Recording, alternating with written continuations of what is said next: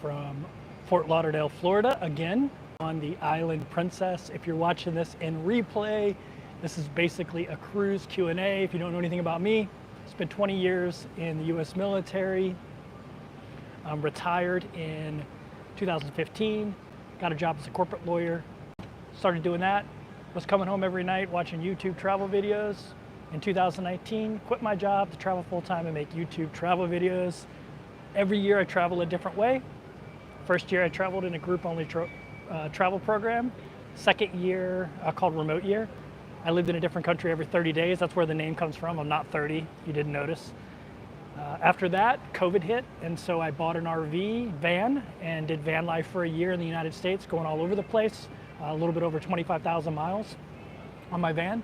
Then I hopped on a plane, moved to Thailand, bought a motorcycle, actually a moped, not really a motorcycle, and went all over Thailand and lived at different places, which was great. And then, and now, since January 28th, I have lived on nothing but cruise ships. And that's what I'm going to do for the rest of the year, possibly even longer, because there's a bunch of bucket list cruises that I have. But this is a Q&A for travel and cruising, and sometimes they're pretty long. A lot of people are turned off by that. But yeah, there's some drawbridge action behind me. A lot of people are turned off by how long these are, but if you watch the first half an hour, you pretty much got all the questions. And then it's just, you know, people getting up on the West Coast, hopping on the video, my friends in Thailand hopping on late at night, things like that. So if you don't mind, if you just joined the chat, if you don't mind smashing that thumbs up button, it helps more people find it. And now we will jump in the chat. The rules for the chat are, if you put the words question in all caps, and then your question, I'll be able to find it really easily. I'm using my phone, so the scrolling capability just goes really, really quickly. So if after about 5 minutes I haven't answered your question, I usually try to keep up pretty good. If I haven't answered your question, ask it again. It has nothing to do with you, it has to do with me not being able to find it. So there we go, there's the rules.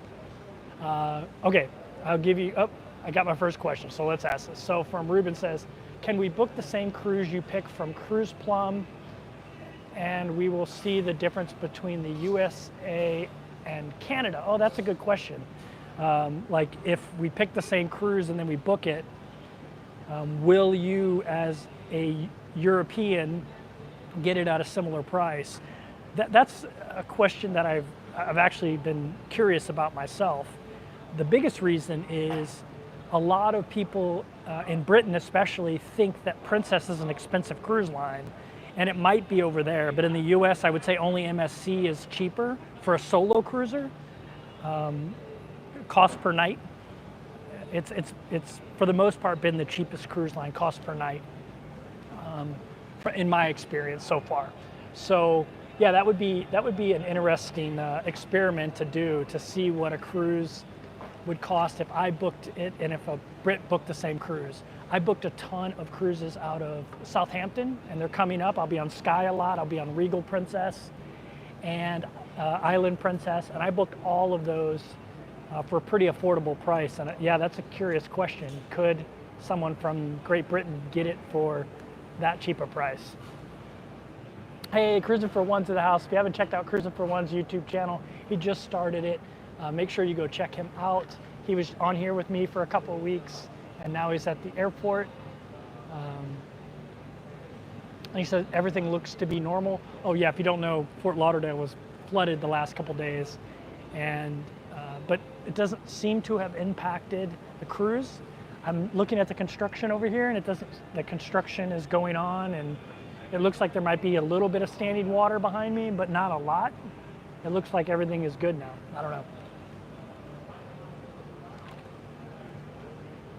Ruben says, what dates that I book for the UK? I leave here at the end of May on a 33-day Trans-Pacific, and I think we touch down in the UK in June on the Island Princess, and then we go do like a Norway thing, and then I'm on Sky for like the next 40-something days, and then Regal. I think it's Regal. Either Regal or Royal. I think it's Regal though. All right. Hey, Kaylee's in the house. What's going on, Kaylee? Looks like a nice day in Florida. Yeah, it's pretty nice here, Caribbean DN. So what do you guys say? Okay, I'm gonna say 1 and then 2. Do you say 1 Caribbean or do you say 2 Caribbean? So spam 1 or 2. 1 for Caribbean, 2 for Caribbean. I'm curious. Here's a question from Steve, who's also a channel member. Thanks for being a channel member, Steve. Did you see any after effects of the massive rain there? No, I can't really see any. All the houses still look beautiful and look like they're $1 million houses, and the construction here, you can see it right behind me. You know, it's right off the water. You know, you can see a little bit of standing water right there. But, I mean, it's not flooded. There's people working today, so I don't know.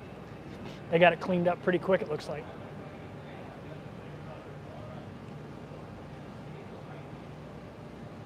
Oh, I love seeing all these 1s and 2s. I probably shouldn't have done that because now it's really hard to scroll, but I was just looking at things to do in Fort Lauderdale on YouTube, sailing in November, going 2 days early. Yeah, I mean, so I stayed right there at the Hilton, and there's so much stuff around this little area. You got the beach, obviously, right over there, Fort Lauderdale Beach, and I think Hollywood Beach is behind me, I think. And there's just a bunch of really cool stuff around here. You can walk across the bridge. Everything's really walkable here, which I really like. I'm actually looking at condos right now. Actually, some right there, actually, and then a couple over here as possibly a home base in the future. Not anytime soon, but as possibly a home base in the future. All right, I see a lot of 1s and 2s, so it looks like there is no consensus on how to say Caribbean or Caribbean. I think I go back and forth from Caribbean and Caribbean. How hot is it there? Okay, so I'm not good at the conversion, but right now it's 83 degrees, but it doesn't feel that warm. But I'm in the shade, and it's nice and windy here. For those that don't know, I'm on the bridge wing here. The bridge wing. I'm on the stern wing, I guess you would call it. You can see those chairs over there. You got this there's a big like nightclub up there called Sky Lounge. That's what's giving us shade back here. And then you got the pool right here, the app pool, which is adults only. And all these people are back-to-back cruisers because we got on before the regular cruisers. Para DJ is going to be on this cruise, by the way. So I'm sure there'll be live streaming at some point, but I know they're not on yet because they haven't let any other cruisers on because this cruise ship, the last 2 cruises, has had norovirus. So they've had to deep clean the ship. Hey, we're at 101 watchers and only 65 thumbs up if you don't mind smashing it. It helps other people find it. Got some yachts coming through the drawbridge right there, although it's down now.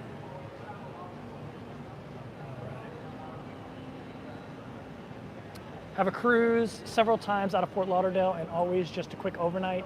Never got to see anything. Yeah, I had a couple days here recently and it was nice. Were you able to walk from the Hilton to the Princess Cruise Port? Yeah, it's a really short walk actually. You see that bridge right there? Underneath that bridge is like a parking area, and then there's a little walkway that just comes right across here, and you just basically walk this way. Not here, but it's right over here, and you just walk right onto the ship. I think it took me maybe 5 minutes, and there's a ton of construction.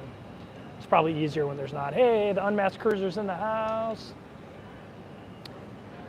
I see my friend Andrea's in here. Let's see. Yeah, I always have my Saturday viewers. I figured Saturday was a good day to do it because it's the day I'm pulling into port and have good internet. If we were pulling in on Friday, I'd probably do it on Friday. I thought about waiting on this one and doing it Monday because we're in Cozumel, Mexico, and I have T-Mobile, so I get 5G. But, to mix it up a little bit. But I was like, nah, I'll just stick to the Saturday. So I'll get one more Saturday, one more changeover on this ship. And then after this ship, I'm flying and I'm going up to Orlando, getting on an NCL ship. So it'll be my first Norwegian ship. I'll be in a solo cabin, so that'll be great. And then after that, I'll be on another MSC ship, MSC Seaside, I think. I keep getting them mixed up, either Seaside or Seascape. I know they have Seashore, Seaside, and Seascape. I think I'm on Seaside, I think. and then I hop back on Island Princess and head over to Europe. Kellyanne says, are you bored yet? I'm not bored with the ships and cruising. I'm bored with the Caribbean. So I've got another month left, and then I head over to Europe. And my cruises are so different. Each cruise I'm doing in Europe. So my first one is obviously the Fire and Ice cruise. So I'll be going up to 4 spots in Iceland, I believe. And then we go pull into England, and then we go up to like the Shetland Islands or something like that. And then we go up to Norway and do the Norwegian fjords, and that's 33 days total. And after that, I do like a Scandinavian cruise, then a Baltic cruise, then a Mediterranean cruise. I'm doing a comedians cruise with a bunch of comedians on board. I'm doing a British Isles cruise. So a varied port visits, where in the Caribbean, it's pretty much the same thing over and over again, East, West, South Caribbean. For a while, I hadn't hit all the saints, but now I'm hitting all the saints over and over again. I'm going back to the trusty Western Caribbean, which is Roatan, Cozumel, Belize, I believe, is what's going to be on this one. So I think the next one is Puerto Rico, Princess Cays, and St. Thomas or St. Martin. So yeah, I'm ready to be done with the Caribbean, to be honest with you. So I think in the future, if I ever do this again, I would only spend like 2 months in the Caribbean. I think I could get enough Caribbean. I'm ready to go see Europe, and then after that, I do a big long Alaskan cruise, 21 days, and then I head across the Pacific. We go to Hawaii, and then we go to Pago Pago, Tahiti, and then New Zealand, and then Australia. So I'm ready to see some different things. I think in the future I would only probably do 6 to 8 weeks in the Caribbean per year.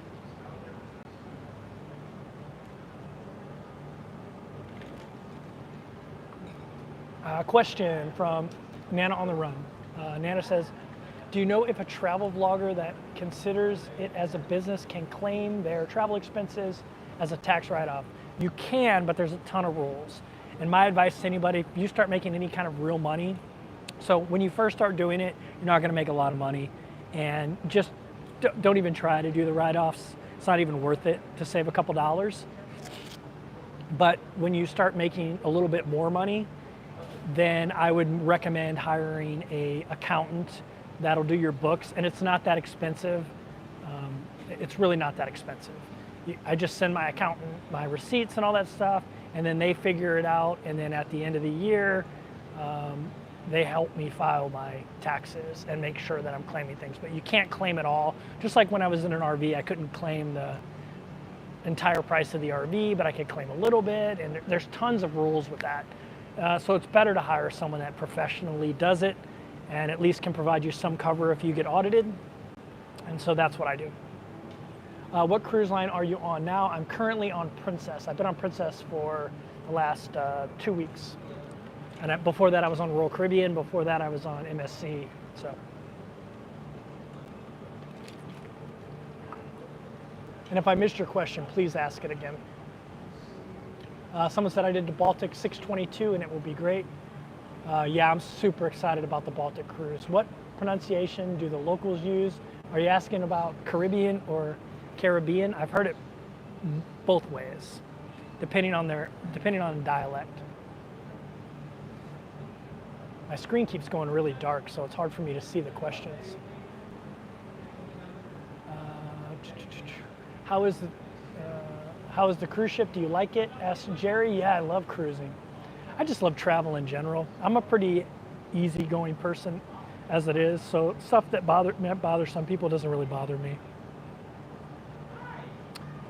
Carl asks, how can you afford to live on a cruise ship? So I make YouTube videos, and it funds most of it. I was in the military for 20 years. I retired, so I get a military pension. My whole life I saved, and so I own a bunch of like dividend income producing stocks. I've talked a lot about that in the past, and I own some rental properties as well. So but mostly now my YouTube channel funds my travel for the most part. Cruising, it hasn't funded all of it, but it definitely funded my van life and my time in Thailand. It covers most of my cruise expenses. What am I drinking? I'm drinking Coca-Cola.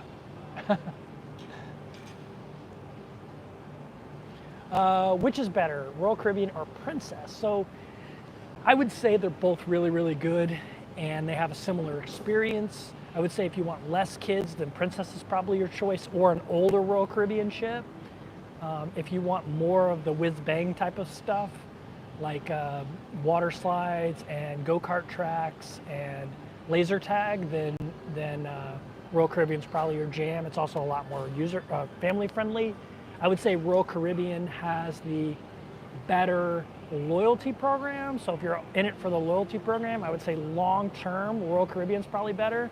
But I don't think Princess is that far behind, and it's much easier, especially as a solo traveler, to move up to Princess's highest level. After this 14-day cruise I'm on, I'll be their highest level, which is pretty cool. But Royal Caribbean has a much longer program that takes a much longer time to get to the higher levels, but you get some really good benefits at the higher level. If you're a gambler, I would tell you Princess is definitely would be your jam, because they are the most generous. Them and Carnival, which fall into the same corporation, are the most generous with free cruises for people that gamble. So that's a tough question to answer, which one is better. I like them both from an experience perspective. You can't go wrong with either one, in my opinion. Some people don't like Princess because they think it's a bunch of old people. I don't think that, and I like Princess.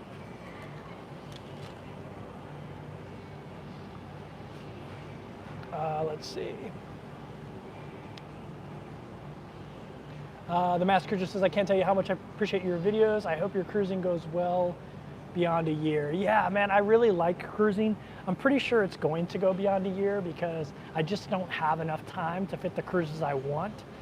And you know, it's all trial and error. If I could go and redo it all over again, I would probably spend 2 months in the Caribbean, and then I would have done like an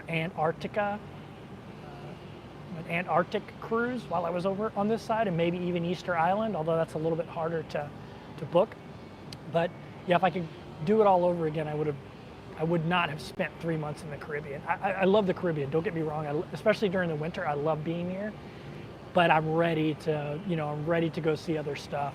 I also, I was listening to Emma Cruises the other day when she was on Lalita Loca Presents. He does a lot of interviews where he interviews content creators, and he interviewed her, and she made a point that I guess I didn't really know, but in most places in Europe, the ship just pulls right up to the city. So you just walk off the ship and you're in the middle of Rome, or in the middle of, I guess that would be a bad example, or you're in the middle of the town, or if you're going all these fjords in Norway and stopping at these little towns in Norway, you're going to be right in the heart of the city. You can just walk off the cruise ship and go places. Where in the Caribbean, it's a bunch of manufactured stuff around the cruise port. And I'm really looking forward to being in less manufactured type of environments. Apple GG says, hey Kevin, weird to see you without beautiful blue skies. It is beautiful blue. It's just my phone is darkening up here. Let me see. Let me touch the sky behind me. Let's see. Hold on. See, I think you can see now that it's blue. It's just when I come into frame, I whiten it out. So, but yeah, that sky back there is blue for sure. It's a nice day in this part of Florida. I don't know why I'm so dark. It's driving me insane. Let me move myself around here. Hopefully I don't spill anything or knock this thing over. Okay, sorry. One of these days I will have a better live stream setup where I'm not just on my phone. You know, I do have a lapel mic so you get good audio, but I feel bad when I see other people do live streams in such an organized fashion, and I'm just on here on my phone, you know, moving the camera around, getting distracted by different things. Kaylee says, I just got a notification that you're live 17 minutes late. I'm sorry, Kaylee. Cruising for One said, I made elite on this cruise.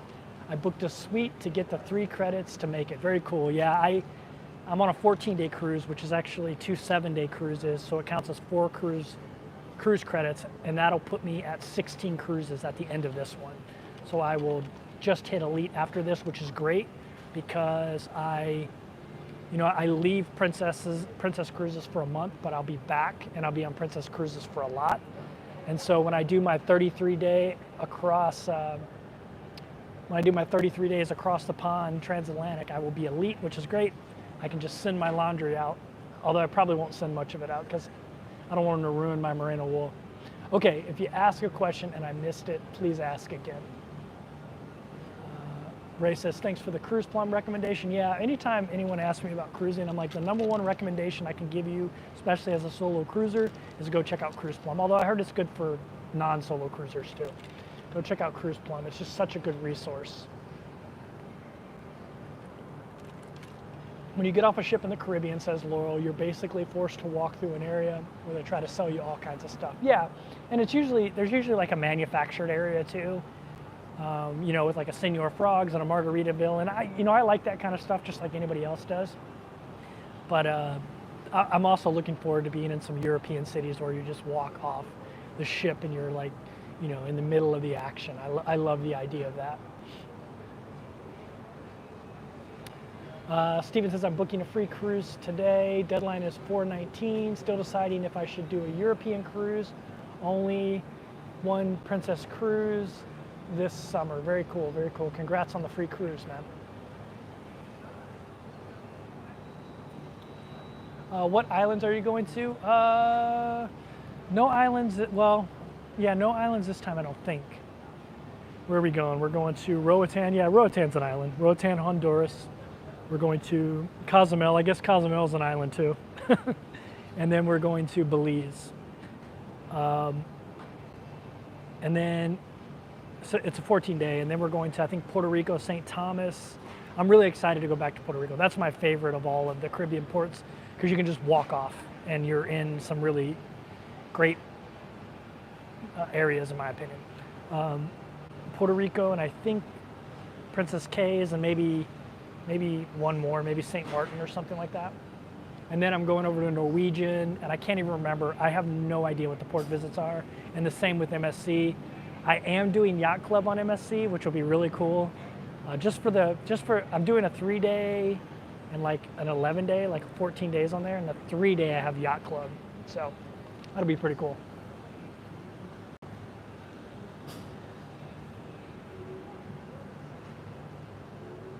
How do you do laundry on your long cruises without breaking the bank? So on Princess, they have self-serve laundry, and it's $3 to do laundry. If you just watched my last video about how much it cost me to live on Caribbean Princess, you'll know that I get a ton of onboard credit. The next 2 weeks, I have $675 onboard credit, and so that'll cover, $3 a wash. I don't ever dry my stuff. I just hang dry it, and they got all those hangers with the little clips for pants.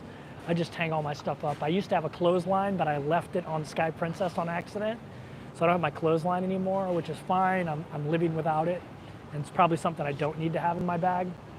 But yeah, it's $3 a load, so it's not too bad. When I'm on other cruise lines that don't have that, I send my laundry out. Oh, by the way, I'm one level away on Princess from getting free laundry, so it won't be a big deal. And I'm one level on Royal Caribbean, I think, away from getting free laundry. I think it's one level. So yeah, if I have to send it out, I pay for it. And you're right, it is expensive. I have mostly merino wool shirts, so I usually just wash my merino wool shirts in the sink anyway, because it's just better for it, that wool, but yeah.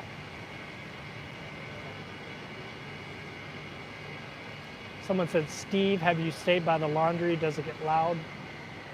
Are you calling me Steve? Because people have been calling me Steve a lot lately. My name is Kevin, if you didn't know, but I have been called Steve a couple times on this cruise. I don't know where that's coming from, but you just said Steve, but I'm assuming you might be talking to somebody else. I don't know if it gets loud by the laundry, to be honest with you. I don't even know if I've stayed by one. I don't think I have, but yeah. This time I'm on the Lido Deck, which is where the pool is and everything. And I'm a little bit apprehensive about that. I don't know. I don't really like the idea of being on the Lido Deck. I usually like being on like deck 10, and this time I'm on the Lido Deck. So I don't know how much I'm gonna like that.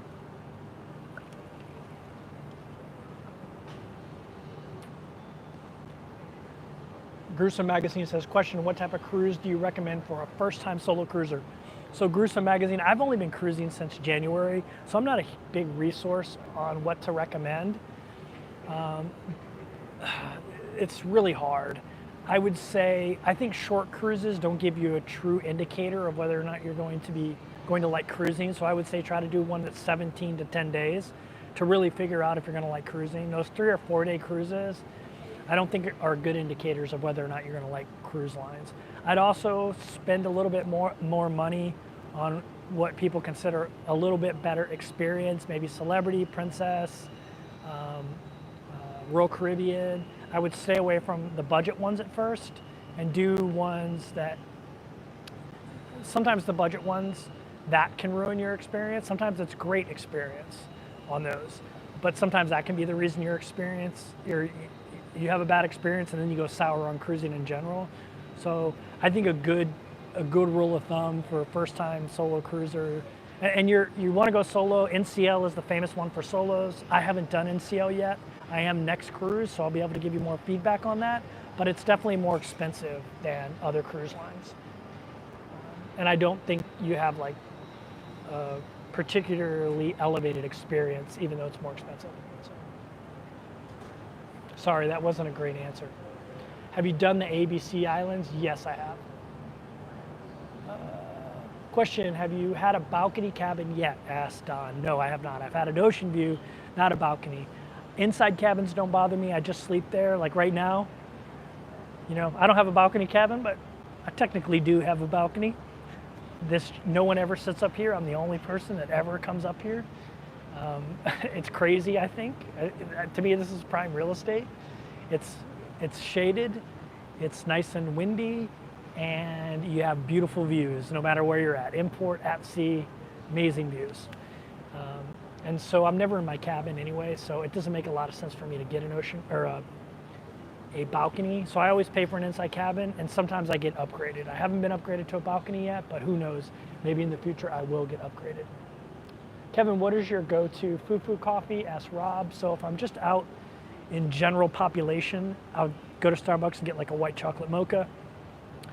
If I am on a princess ship, I like the butter pecan lattes. Yeah. Hey, it's Frasier at Sea in the house. Hey guys, Frasier at Sea is doing the exact same thing as I'm doing. He's living on a cruise ship for a year. He just started a YouTube channel not too long ago, so he's just starting to grow. So if you're on this live chat and you like my content, go over and check out Frasier's YouTube channel and make sure you subscribe to him. He was sailing out of Dubai, which I think is really cool. I spent a lot of time in Dubai in the military, back when it didn't have any buildings at all, way back in the day in the 90s. And then, of course, I went back a few more times and saw how it had grown. And Dubai is one of my favorite places in the world, and somewhere I definitely want to cruise out of. So it's really cool that that's how he started his adventure, was cruising out of Dubai. So go check out Frasier if you haven't checked him out. All right, chat's moving so quick. So if I missed your question, please ask it again. Apple GG, one of my old school subscribers, said, are you still just bussing the Nomadic Backpack? Thought I saw you with a roller suitcase. Yeah, if you go and watch my cruise packing video, you'll see I switched to a roller for cruising. I still have my Nomadic sitting at my mom's. When I start traveling again, not cruising, I'll go back to the Nomadic. But when you first get to a cruise ship with a carry-on, you gotta lug that thing around with you until the staterooms are ready. And it's just a huge pain in the ass, and my back is starting to not do so well. And so I got a roller. That's why. I know some people are gonna hate that, but that's why. Why did you stop doing van life? What happened to your van? Sorry, I'm still catching up. So Summer, I travel a different way every year. I traveled in a van for a year. It's something that I'll probably go back to in the future. I sold my van. I got really fortunate. I actually sold it for more than I bought it for because it was the hot time of the market. And I love van life. But I've been traveling full time for 4 years, and every year I've done it a different way. This year's on cruise ships. So I'm actually starting to see a lot of my van life community come back because a lot of van lifers also like to cruise. There's some crossover there. Where my other genres that I was in, you know, like the international travel in Thailand, there wasn't a whole lot of crossover. There was some, but not a lot. But now there's a lot of crossover, which is really cool to see a lot of the van life people coming back in. Beth says, hey Kevin, how long does it take you to walk your 10,000 steps every day? A couple hours in the morning. For those that don't know, every morning I get up and I walk 10,000 steps. It's the first thing I do before I do anything other than have my coffee. I always have my coffee first, and then I go out and I do my 10,000 steps. And then on a cruise ship, you usually end up getting, you know, between 15,000 and 20,000 steps because you walk around. And I always take the stairs on the cruise ship. So.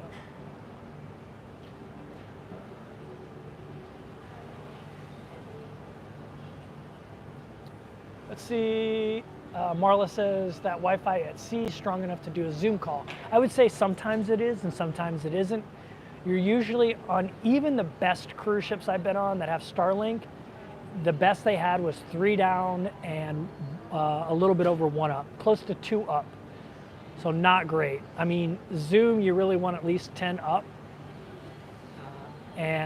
But you know what? You can still watch Netflix. You can, I mean, I watch, you know, I upload YouTube videos at sea. They do take a long time. That's why you'll notice my last few videos have been in HD instead of 4K, because it's almost impossible to upload a 4K video at sea, even though I've been keeping my videos pretty short and succinct, you know, 8 to 12 minutes long. They're still so big that they're hard to get uploaded at sea. So I would say you can do it, but if you got to Zoom every day, you're going to have issues at the moment. It's getting better, but it's not that much better.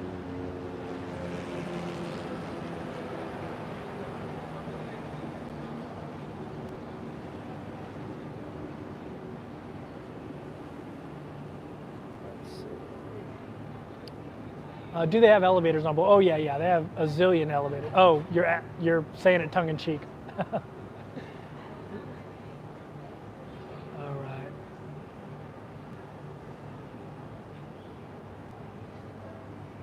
Oh, here's a question. Cindy says, if you have back-to-backs, you get off the ship when you're done with the first cruise. So, yeah, because that's an immigration thing. I don't know how other countries do it, but when you leave on a cruise ship from the U.S. and you come back to the U.S., immigration wants the ship to have a 0 count before they start loading people on. So if you're doing back-to-back, usually they'll tell you, they'll either say leave for the day and go do what you want to do and then come back later on when we're boarding passengers. And they have they'll give you a special little card that'll allow you to get in the front of the line to come back on. Or if you want to get back on right away, like I usually do, they'll say meet in this area. So on here, it's the Princess Theater, meet in the theater. We met there at 9. They did a little roll call, seeing who they had. Then they escorted us off the ship. We went through immigration. Most of it's just visual recognition now. Like it just scans your face, and then it either gives you a green check and you can come back, head back towards the ship, or you'll get, or you won't get the green check and they'll have to check your passport. I've never not gotten the green check, so the facial recognition has always worked. And then you come back on the ship, and then you get all the prime real estate because you're on before the big group of passengers. Like the big group of passengers are just starting to come on, and if Para DJ is watching, you guys, I'm on the very aft of the ship, above the pool. Guys, come and say hi if you're on board. I think they're on this cruise. They might be on the next one, but I think it's this one if I remember correctly. Emily, my buddy Emily Koss. How you doing, Emily? Question: Are most of the cruises full? I'm on Ruby Princess now. Only 1,900 people, half capacity. Yeah, so I've been on Ruby before, by the way, Emily, and I love Ruby. It's one of my favorite. It's probably my favorite cruise ship of all the cruise ships I've been on. So I'm on the Caribbean Princess in the Caribbean, and spring break's been going on, and the ships have been at full capacity. Usually there's hardly any kids on Princess ships. Like when I was on Ruby Princess, We did a 16-day Panama Canal cruise, and there was 14 kids on board. On this cruise ship last week, there was 800 kids. And I think spring break's over now, so I think it is. So maybe there'll be less kids. But now that spring break's over, that's probably why Ruby, also, I don't know if you know this, but Ruby had some issues with norovirus, and so sometimes that scares people off. Although the ship I'm on had issues with norovirus, so did the Royal Caribbean ship I was on. It's just something that happens on cruise ships.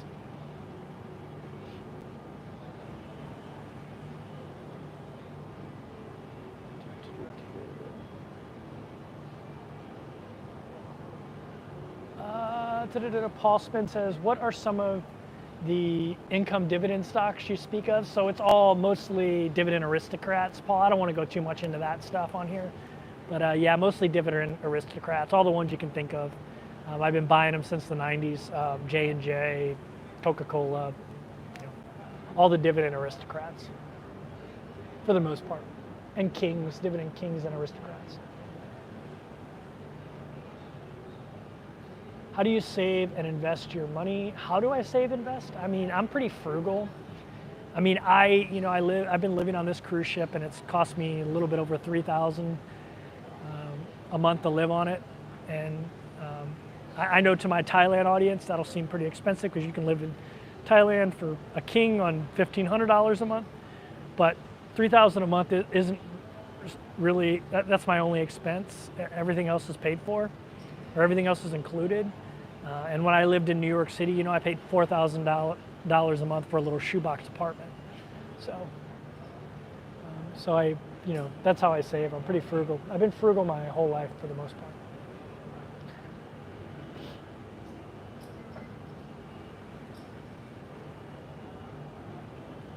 All right, if I missed your question, please ask it again. I went on a little bit of a tangent.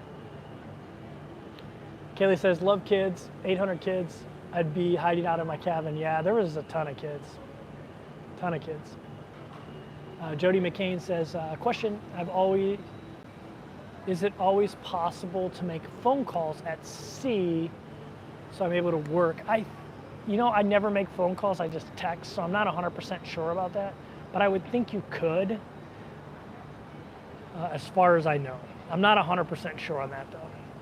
So I wish I had a better answer for you, but I don't ever make any phone calls. But my phone has rang at sea before with like political robocalls and stuff like that. So.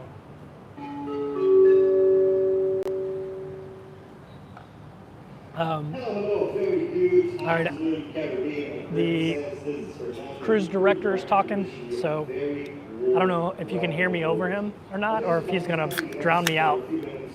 But somebody asked if I was gonna try Holland America or Celebrity, and yeah, I'm gonna try both of them. I own Carnival stock, and Carnival owns Holland America. No, they don't own Celebrity. Royal Caribbean owns Celebrity. They own Holland America, and so I'm definitely going to try Holland America and Celebrity as well. Celebrity is definitely on my bucket list.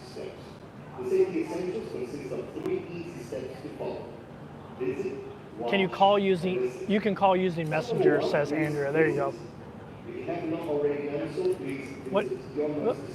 What time do you guys leave the port today? I'm not sure, to be honest with you, Jerry. I never even pay attention to that. Usually it's sometime around 4 to 5, but you never know.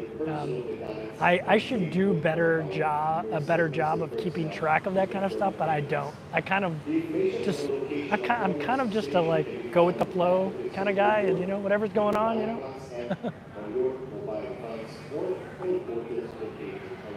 I'm wandering aimlessly right now around the world.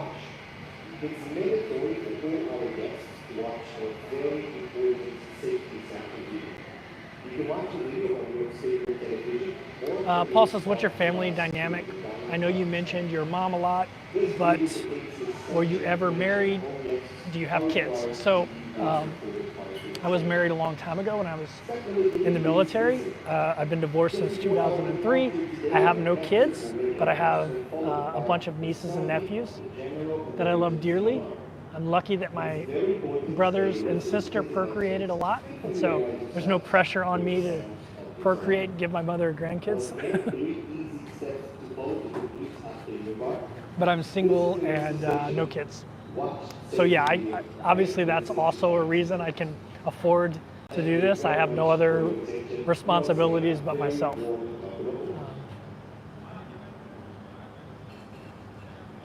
It would be really expensive to make a call, somebody said. Let's see. Did you see Go Small, Live Large got into an accident? Yeah, I saw that. He was actually on one of my live streams the other day, and then I was on his. Yeah, I saw that. I hope he's doing okay. What time do you guys? Oh, I already answered that one. Let's see. What is your daily routine living on a ship? So every day I wake up, especially on a princess ship, they have this thing called the Wake Show, and it's the cruise director basically introducing you to somebody off the ship and also talking about the events going on for the day. So I watch that. Every morning they put, in the Navy we call it a POD, Plan of the Day. On here they call it the Princess Patter, although I think they changed the name. But you get this daily list of events every day. And so every morning I look at it and I lay in bed and I go, I'd like to do that. Oh look, they're doing ice sculpting. How to ice sculpt. That's an actual thing they had the other day. I'd like to do that. And then, live music starts at 10:30. They're doing, the steel drum players playing. I really enjoy steel drum music. So let's go to the steel drum thing. And then at noon, they're showing a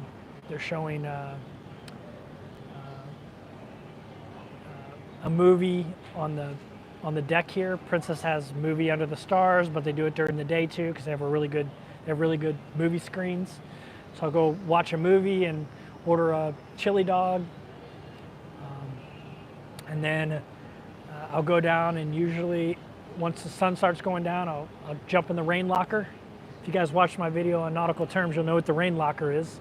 I'll jump in the rain locker and throw on some pants and go catch some more live music at a little bit more formal venue. And if I haven't seen the show on board, they're usually at 7 and 9 o'clock. I'll go to one of the shows, usually the 7 because I like to go to bed early because I get up super early. Although I missed one thing. First thing I do in the morning is I jump on the Princess app and I order a butter pecan latte. And that's brought to my room. I drink that and then I go and I walk 10,000 steps. Most cruise ships have tracks on the top of the ship. This one does not. So I walk around the promenade deck, which is usually on deck 7. It's the outdoor area on deck 7. So that's pretty much what I do for the day. Call Me V's in the house. What's going on, Call Me V? Yeah, I do. Whatever's on the schedule that looks interesting to me. A lot of times they have a lot of game shows too that are super hilarious, like the Yes or No game show. If you don't know what that is, search it. They do love and marriage game shows, which are super funny. They'll basically take 3 sets of couples, one couple that's been married, got married and they're on their honeymoon, another couple that's been married like 10 years, and then a couple that's been married like 30 or 40 years. And they'll bring them up on stage. They'll take the significant other off stage. They'll ask them questions and they'll see how the spouse answered. Super hilarious, super funny. Have you tried the Starbucks pistachio cream iced coffee? No, but that sounds right up my alley. I love anything with pistachio in it. Pistachio is usually my go-to ice cream or gelato. When I was on MSC Meraviglia, they had pistachio gelato, and I probably ate 10 pounds of that stuff just by myself.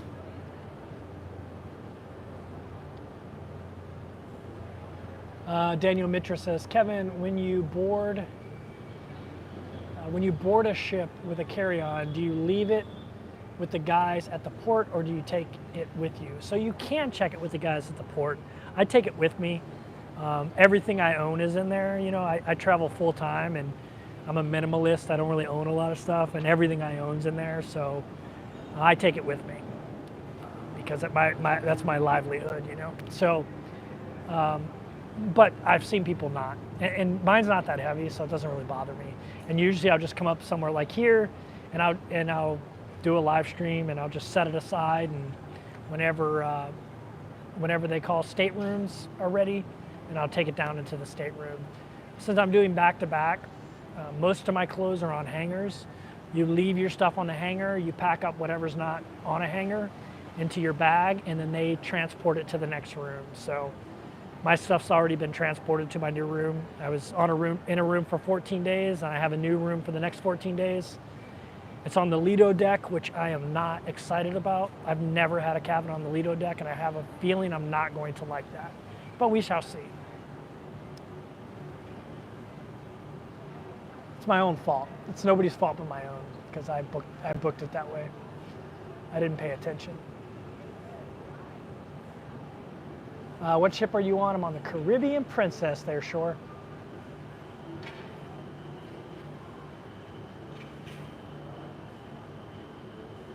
Kaylee says your cost breakdowns are awesome. Thanks, Kaylee.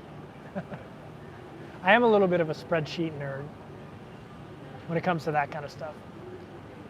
All right, let's see.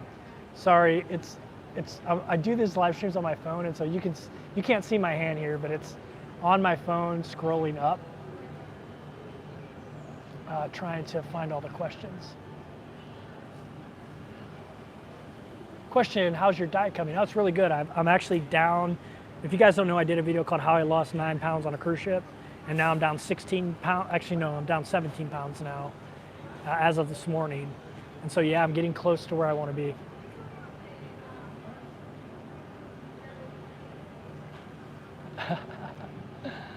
Perry said, oh no, Pep, not butter pecan lattes. Can you share with us the worst experience you've ever had on a cruise? So Summer, I haven't cruised a lot. I mean, I was in the Navy for 20 years, so I cruised a lot that way. But that's a different kind of cruise, and I've definitely had some bad experiences. I haven't really, to be honest with you, I haven't had any bad experiences on the cruise ship. None that I can think of. I'm trying to think here for a second if I've had any bad experiences. I really haven't, to be honest with you. It's all been, I've had a good time and had a good experience on every cruise I've been on. There are some cruise lines that are better than others at the moment, in my opinion. But that could be ship to ship based as well. You know, I'm not going to make a verdict on which cruise lines are better when I've only done 12 cruises on 3 different cruise lines, and some of those cruise lines I've only sailed on one ship. But I haven't had any real bad experiences, to be honest with you. There's nothing I can really think of that was bad. Yeah.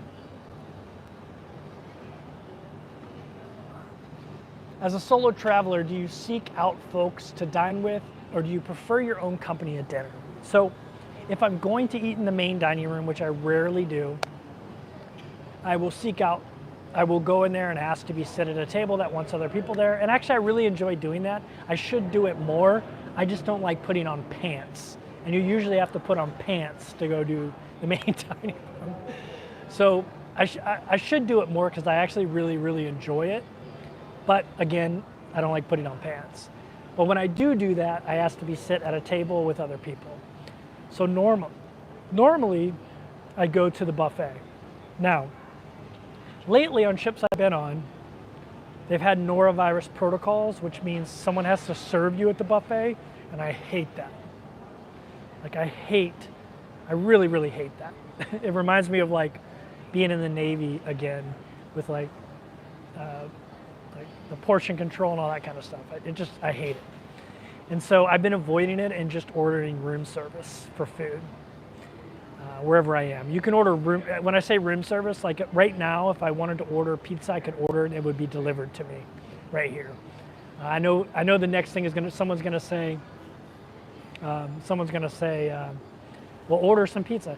I'm using my phone to do this live stream, so I can't.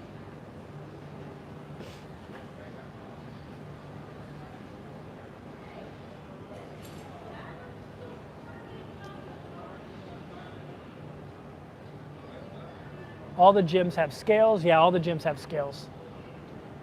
The tricky part for me is always changing it from kilograms back to pounds or vice versa. Not vice versa, because I don't ever change it to kilograms, but most of the time it's on kilograms, and then I'm like trying to do the math in my head, and I get all confused. So, yeah.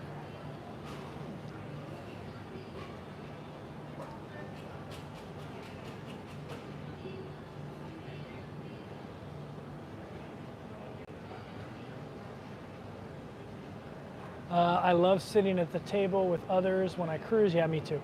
How often do you go on excursions? Asked Summer. I don't go on excursions very often, unless I have a ton of onboard credit and there's something that really interests me, especially since I've been in the Caribbean for a while. When I first started doing the Caribbean, I did more excursions.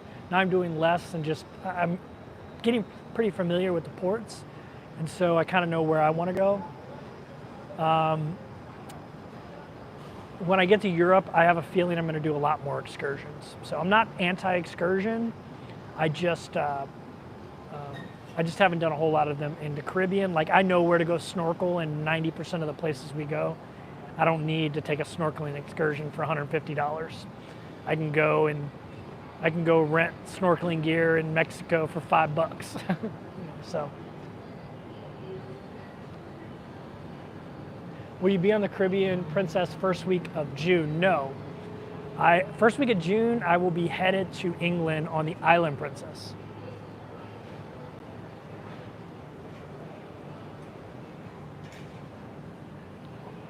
Paul says, I've watched the video where you walk through how to book a cruise using Cruise Plum. Have you done one where you walk through your Excel spreadsheet? Yeah, it's on one of my first videos that I did with cruising. I show the spreadsheet and stuff. I haven't done that recently because I'm a little bit more guarded about my schedule, because I've had some weird things happen. So I've been traveling for 4 years, and my channel has steadily grown over the years. I just hit 100,000 subscribers, if you don't know that. And the way I traveled before, I never ran into people that knew me. Cruising, though, is so contained that you run into a lot of people that know you. And I haven't had any weird incidents on board ship, but I've had weird incidents where people really wanted to know what cruise ship I was going to be on really, really bad. And that kind of weirded me out a little bit. So I don't mind, I don't mind people being on cruises I'm on,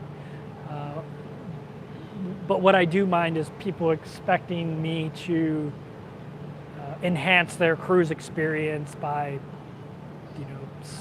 being their tour guide or something, and I don't do that kind of thing. So.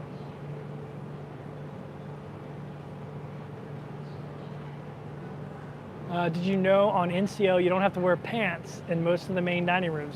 Says Laura. I'm super excited about not having to wear pants, Laura, on NCL. What cruise ship line has the best food, buffet room, or services? I'd say so far on the 3 cruise lines I've been on, understand I've only been on MSC, Royal Caribbean, and I've only been on 1 ship from those lines. I've been on Carnival before too, and then a bunch of Princess. Princess's buffets are just set up better. And I would say the food, I'd say the food maybe on Royal Caribbean, well, no. I'd say the food on Princess is the best of those 3. The pizza is the best on MSC, but the way they set up their buffets are horrible. There's just lines everywhere in their buffet because they just don't have them set up correctly. It's a logistical issue, not a food quality issue. And Princess just knows how to set them up where they flow really good. And you don't have to wait around. Plus, in Princess's buffets, they bring your drinks to you. Same with Royal Caribbean, where they don't do that on MSC, and so it creates these huge lines at the places you get drinks. So if I had to rank them, I would say Princess Buffet is 1, Royal Caribbean 2, and MSC 3 so far. And I would say Royal Caribbean and Princess have similar qualities of food. Royal Caribbean did have crab cakes one time, and they were really, really good. I'd almost bumped them ahead of Princess.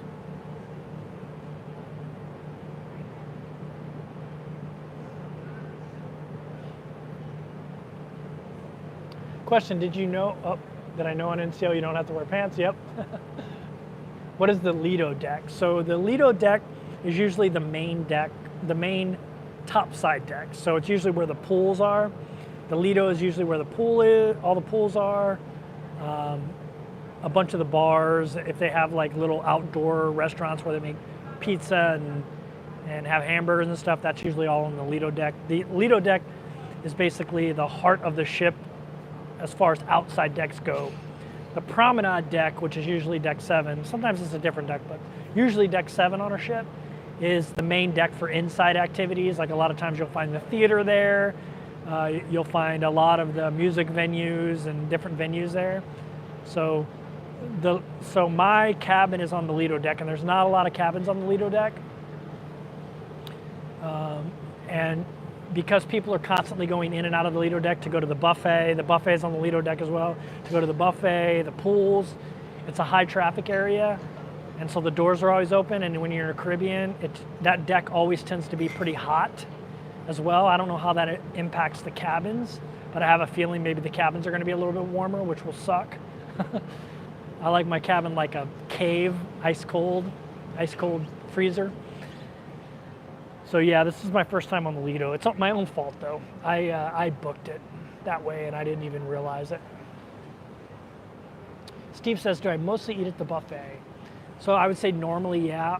On the Caribbean Princess, because of the safety protocols they've had in place, now I'm just ordering food all the time on the app. They'll deliver it to wherever you're at, whatever you want to order, they'll deliver it to you. So I just do it that way. I see someone gave me a super sticker, but I missed it. So I apologize, whoever did a super sticker. Oh, Ken Plummer did. Thanks, Ken. There it is.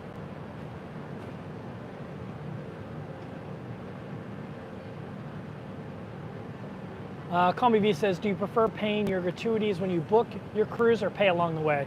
So I just pay so for those that don't know, when you book a cruise, if you don't pay gratuities up front in some sort of package or something, when you get on board, they'll charge you gratuities. It'll say that in the little fine print. So I just consider it part of the cruise fare. So the cruise fare to me are 4 different categories that I always pay. Cruise fare, obviously, port fees, taxes, and gratuities. I always prepay my gratuities, and then at the end of the cruise, I normally tip my my cabin steward. I almost always do. Actually, not almost, I always do. I always have. Tip them separately as well. Give them a little bit more money, because mine have all just taken really good care of me. And but I always prepay gratuities. You can do that on most cruise lines. The only one I haven't been able to do that with is MSC. And then when you get on board, you'll get a gratuity charge. A lot of times they'll smack you on the last day, thinking you won't notice or something, and go down and complain about it. So, but yeah, I always just prepay it. So it's not even something I have to worry about. It's part of the cruise fare in my mind, so it's just part of it. That's another thing I like about the website Cruise Plum, is when you see the price of the cruise, it includes gratuities. Like the guys who made that Cruise Plum, the guys and girls that made that Cruise Plum website, they think just like I think, like everything they do.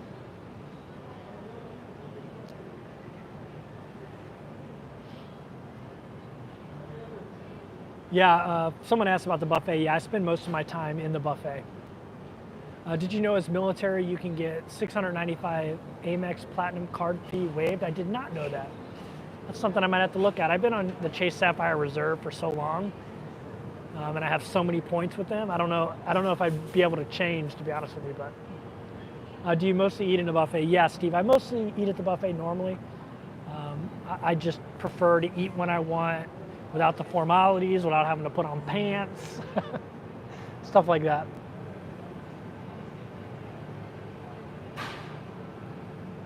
Hey, there's 182 people here. If you don't mind smashing that thumbs up, I'd appreciate it. Helps people find this live stream.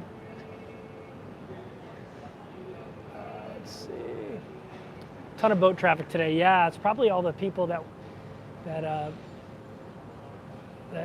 found themselves in a pickle when all that flooding happened. They're probably trying to get their boat back out somewhere. I'm seeing if I see a pair of DJ anywhere running around. Let me see. Let me look around. Do I see him? No, I don't see him. If you have any questions, ask it. If I missed it, I didn't do it intentionally. The chat's just moving really quickly, but I'm all caught up on my chat, so if you throw it out there now, I'm sure I'll see it. Have you dealt with any medical issues while cruising? I have not dealt with any medical issues while cruising. I had the sniffles one time, and I carry COVID tests with me. I test myself for COVID. I didn't have it, and it might have been norovirus. I don't know, but I just quarantined myself and took NyQuil and Dayquil. I always pack NyQuil and Dayquil pills, so if I get sick on a cruise ship, I can take care of myself for the most part. So I haven't had to visit medical on board a ship.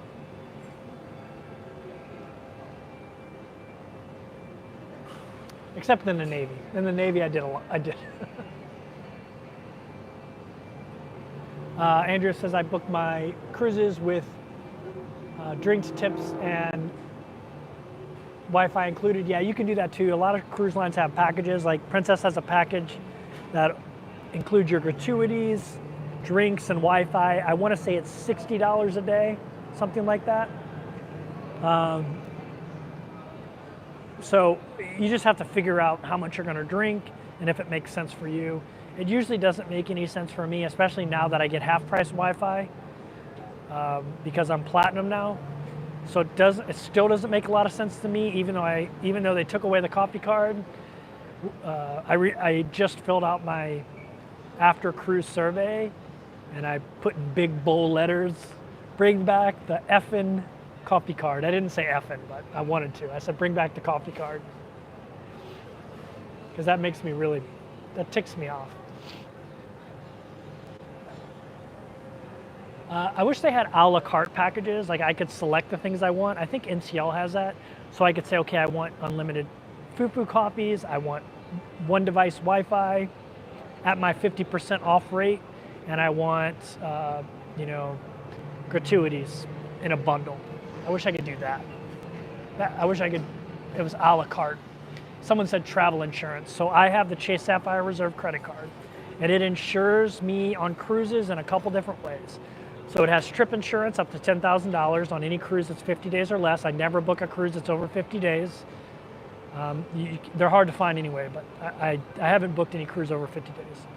It also has evacuation insurance up to $100,000, and it has emergency medical and dental insurance as well included. So I never elect to get the travel insurance that the cruise line provides. This is not advice. This is not insurance advice to you.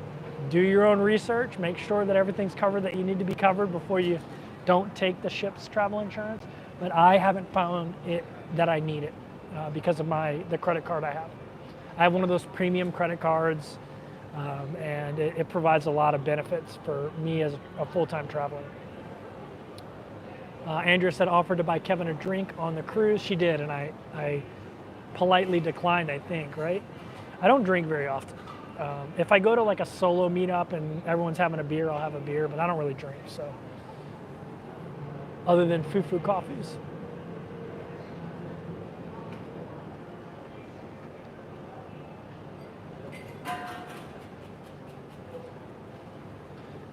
Question from Knickknacks. I like that name, Knickknacks.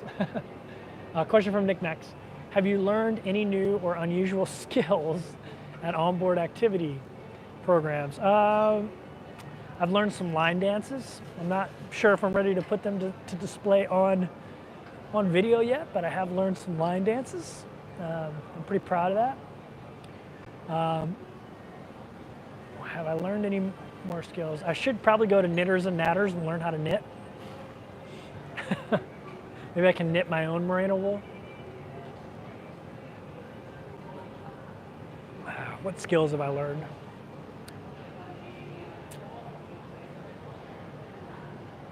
I don't know. I don't know any more that I've learned on board.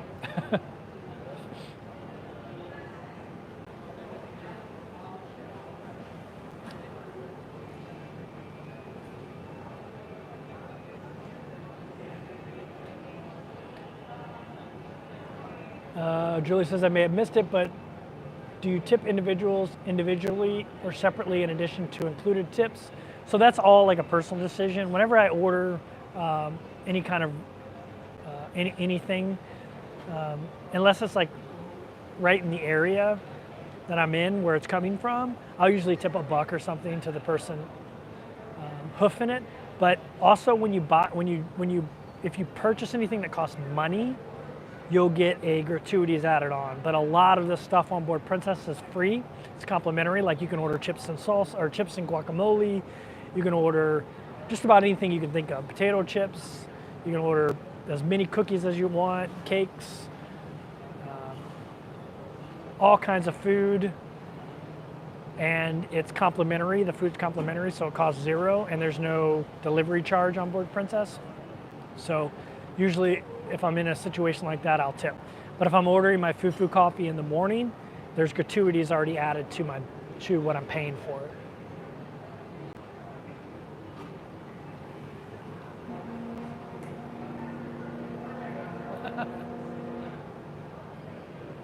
Andrew said I would pay to watch Kevin. Believe it or not, if you don't know this, in my past life, I was a musician in a band way back in the day, in a pretty popular punk rock band, actually, called 101 Delta. Not nationally famous, but locally, we did pretty well when I lived in Hawaii.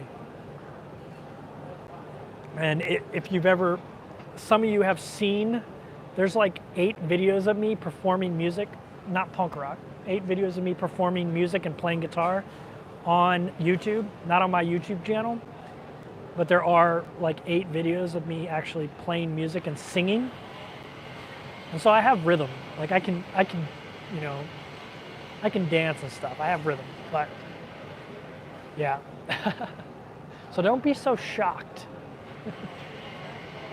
What line dances did I learn? To be honest, I have no idea. If the song came on, I would know what it is. I think the wobble. Electric slide I already kind of knew. And I think some country line dance. Have I done karaoke? I have never done karaoke on board a ship. I've done karaoke in the past though. Are you still doing morning push-ups? Yeah, I've had some shoulder issues though. So for those who don't know, from my time in the military, I do 100 push-ups every single morning, so. Kaylee says I can wobble, it comes naturally. You're so funny.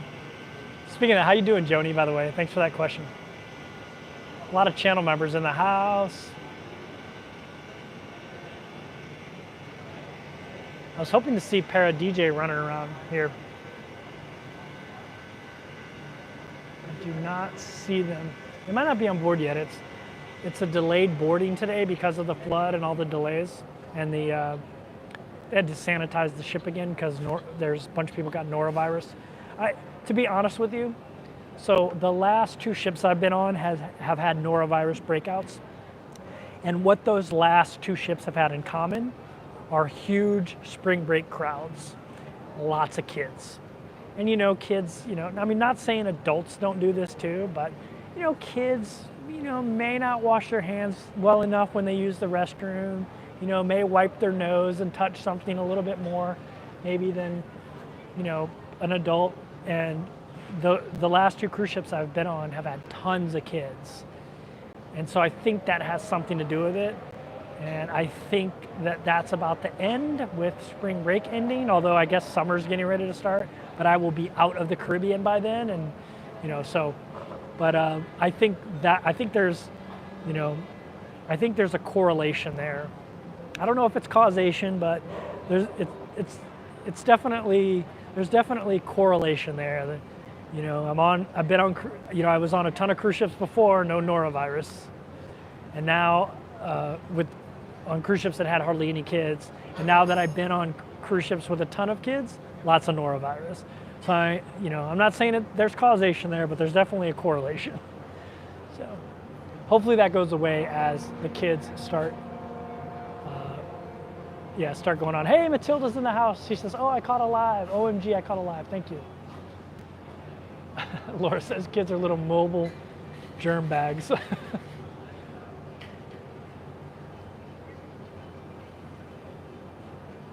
That's so funny.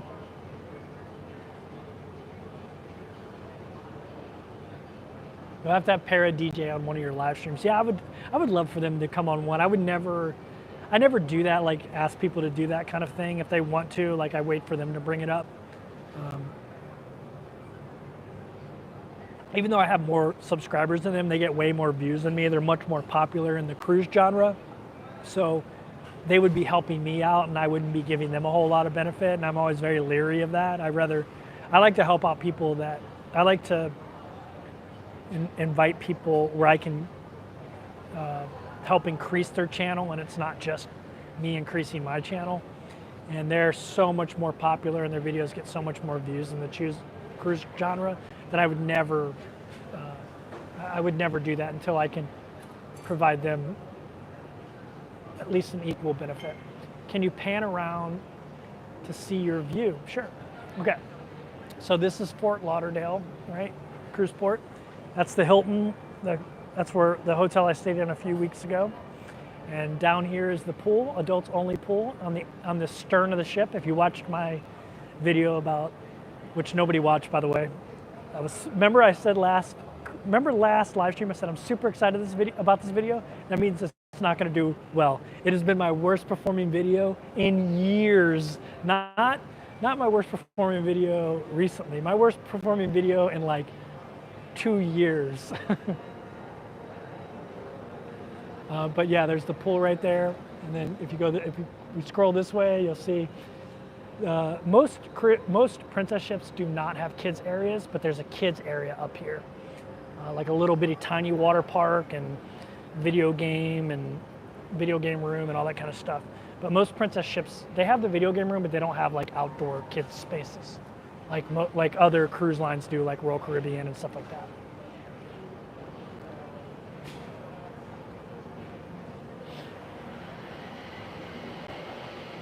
A lot of people are saying, I watched that video. I know a lot of you watched it, but nobody else did.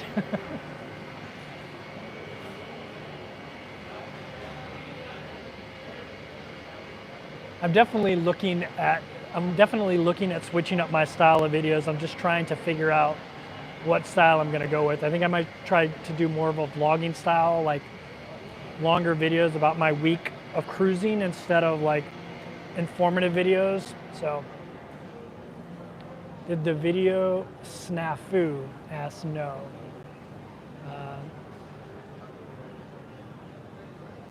I don't know, I guess. Here's a question from Paul.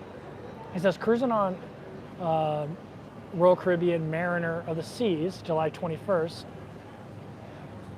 Recommendations for excursions in Aruba or Curacao. So both those ports I just walked off. So I don't know any of the excursions. I don't normally do excursions, so I'm not a great guy to ask that question to. An excursion's got to be really, really cool, like, you know, come climb Mount Kilimanjaro or something like that. It's got to be something really cool for me to do it. You can never go wrong with snorkeling excursions in the Caribbean. I think those are always pretty good ones to do. If you like fishing, there's a lot of good fishing ones. I don't necessarily like the walk around town ones on the islands because they're usually like at 10 and it's 4,000 degrees out and the UV index is like 12. And so you're walking around just dying. If they did those tours like early in the morning, I think they would be better, but yeah. There we go. That's another thing I like to do, the hop-on, hop-off bus. And sometimes cruise lines will have the hop-on, hop-off bus, which is an open-air bus Andrea just mentioned. McKenna says, now we're chopped liver. You're not chopped liver. I appreciate your views. I'm saying overall as a video, I think it still doesn't have 4,000 views. And I know a lot of people would give anything for 4,000 views, but I haven't had a video get under, I mean, my live streams get more views than that video got. So that video is my worst performing video in over 2 years, in a long time. So. Actually, probably closer to 3 years. So, not that I don't do videos for that reason. I'm not complaining about it. I'll probably do a follow-up video to that. Para DJ has a great port guide video. Yeah, Para DJ does great port guides. That's a good point. Paul, check out Parrot DJ's channel, Parodeej. Check out their YouTube channel. They do a lot of good port guides. Actually, whenever I go into a port, a lot of times I will go to their YouTube channel and watch their port guide. I really like walk off the ship videos, and so they do some of those as well. So, the only videos I have are St. Martin, and these are all walk off the ship videos. St. Martin and Puerto Rico, I think, are the only two I have right now. Yeah. That's a good point, Laura. Thanks for that Para-DJ recommendation to answer that question. I like clogs. I like vlog style videos. Yeah. I was gonna say, yeah, I probably won't be doing any clogging videos, but here's a recommendation. Roatan information videos. People would be interested in following your adventures.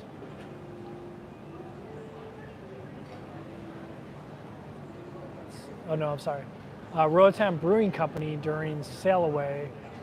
Be on the port side, up top. Wave to folks on the shore. Okay, thanks, Joe. Thanks for that recommendation. If you were to retire today, what order would you do these? Cruise life, travel, American van life, and overseas life? Well, I mean, to be honest with you, I wouldn't pick any one. I would try to do, I mean, I'm already kind of retired anyway. I mean, obviously I make YouTube videos and that's kind of a job for me, but it's like, it's fun, so it doesn't really feel like a job, but I guess it kind of is. I would, ideally, I would have a home base somewhere and do all of those and just kind of float from one to the other. Like, if I had a van sitting in Fort Lauderdale right now, and I could go out for 2 weeks in the van and then drop it off and jump on a cruise ship, man, that'd be really cool, you know? So I would say a combination of all of those. Yeah, someone recommended cenote. Yeah, cenote, I highly recommend if you haven't seen the cenotes in Mexico. For those who don't know, I spent a lot of time in Mexico, so I've been to a bazillion cenotes, and I love going to them. It's great every single time. I would definitely say do cenotes. I also did a cave, exploring one time in Mexico. I think we were in Cozumel, but they took us over to the mainland. I think it was in Tulum, maybe. It was really cool.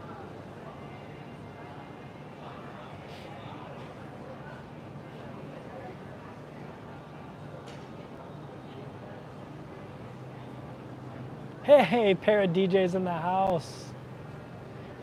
We can't hear the broadcast because we're jamming out to Steel Pan in the piazza, but we're watching without audio. There we go, Parrot DJ's in the house. I wonder if they realized that I was talking about them earlier. That's cool. Yeah, they always have steel drums on this ship, on the Caribbean Princess. I like Caribbean Princess ship, but it's my least favorite Princess ship that I've been on so far, and for a couple different reasons. The biggest reason, though, is this ship's 20 years old, by the way, is the piazza is not very big. And most Princess ships, the piazza is grand. It's huge. And there's all kinds of seating on the lower level, on the second level, and on the third level. On here, there's only seating on the lower level, and like guest services on the other level, so that's always filled with people. You know, there's no way to enjoy the entertainment in the piazza from the upper decks. Where on most Princess ships, the piazza is so grand that you can be sitting on any level and enjoy the entertainment. And also the lower level has a ton of seating where the International Cafe is. On this ship, it doesn't have a lot. And so that's one of the reasons that, and I really, really like Caribbean Princess, but it's my least favorite Princess ship I've been on so far. That's one of the biggest reasons is the big piazza area isn't that great compared to the other, isn't that grand compared to the other Princess ships. If I missed your question, please ask it again.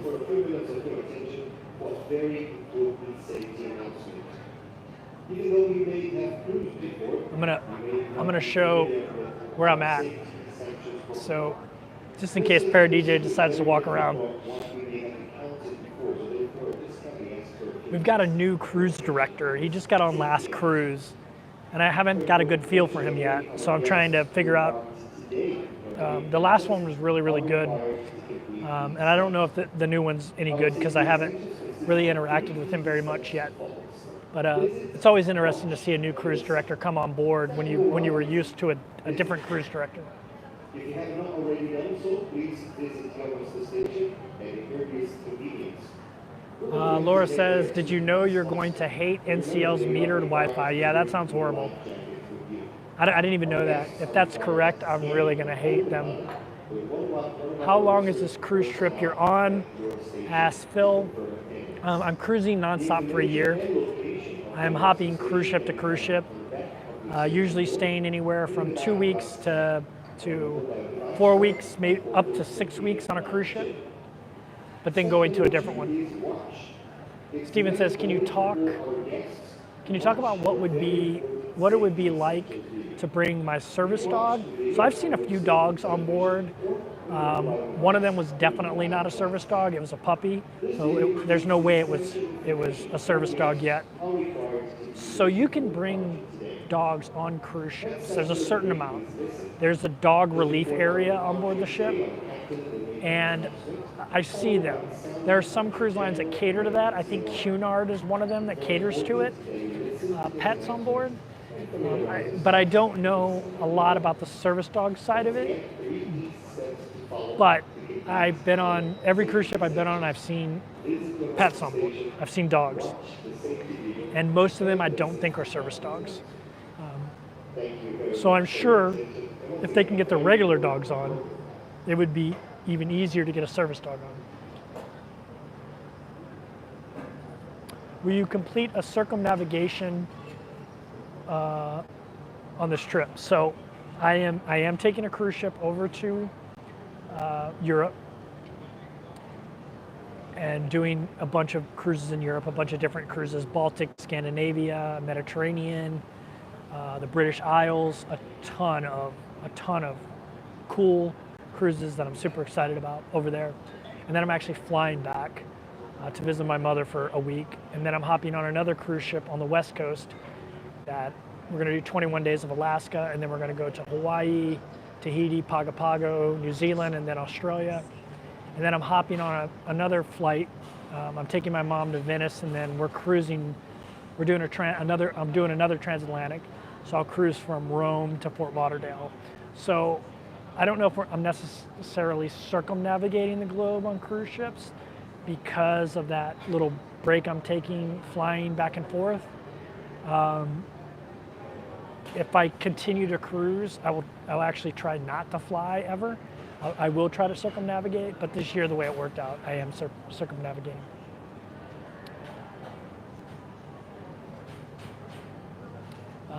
Rich says, sorry I'm late, looks like a super day. Yeah, it's really nice out here. Speaking of super day, if you don't mind smashing that thumbs up button. I'm triple jointed, by the way. I don't know if you guys know that. That's why my thumbs are, my fingers are weird. But it made playing guitar really easy for me. Yeah, for those that didn't know, I'm triple jointed.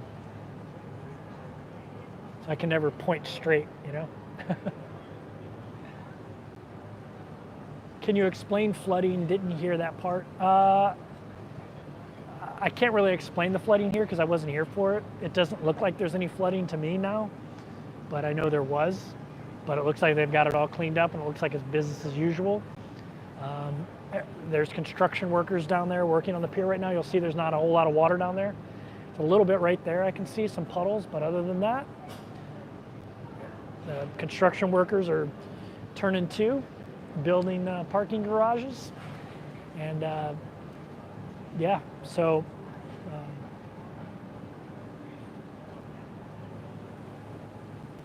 do you go to the theater shows much? Yeah, I try to go to the theater. I try to go to a bunch of different shows. I really like the comedians. I'm going to be on a cruise called the Comedians Cruise out of Southampton, and it's 7 days of like nothing but comedians. So I'm super excited about that one. I don't know what kind of comedy style it's going to be. I'm assuming since it's out of England, it's going to have more of a British style sense of humor. So I'm hoping for like Benny Hill style stuff. That would be great, or Mr. Bean, I guess, or I don't know, The Office UK, or Absolutely Fabulous style of comedy. So we'll see.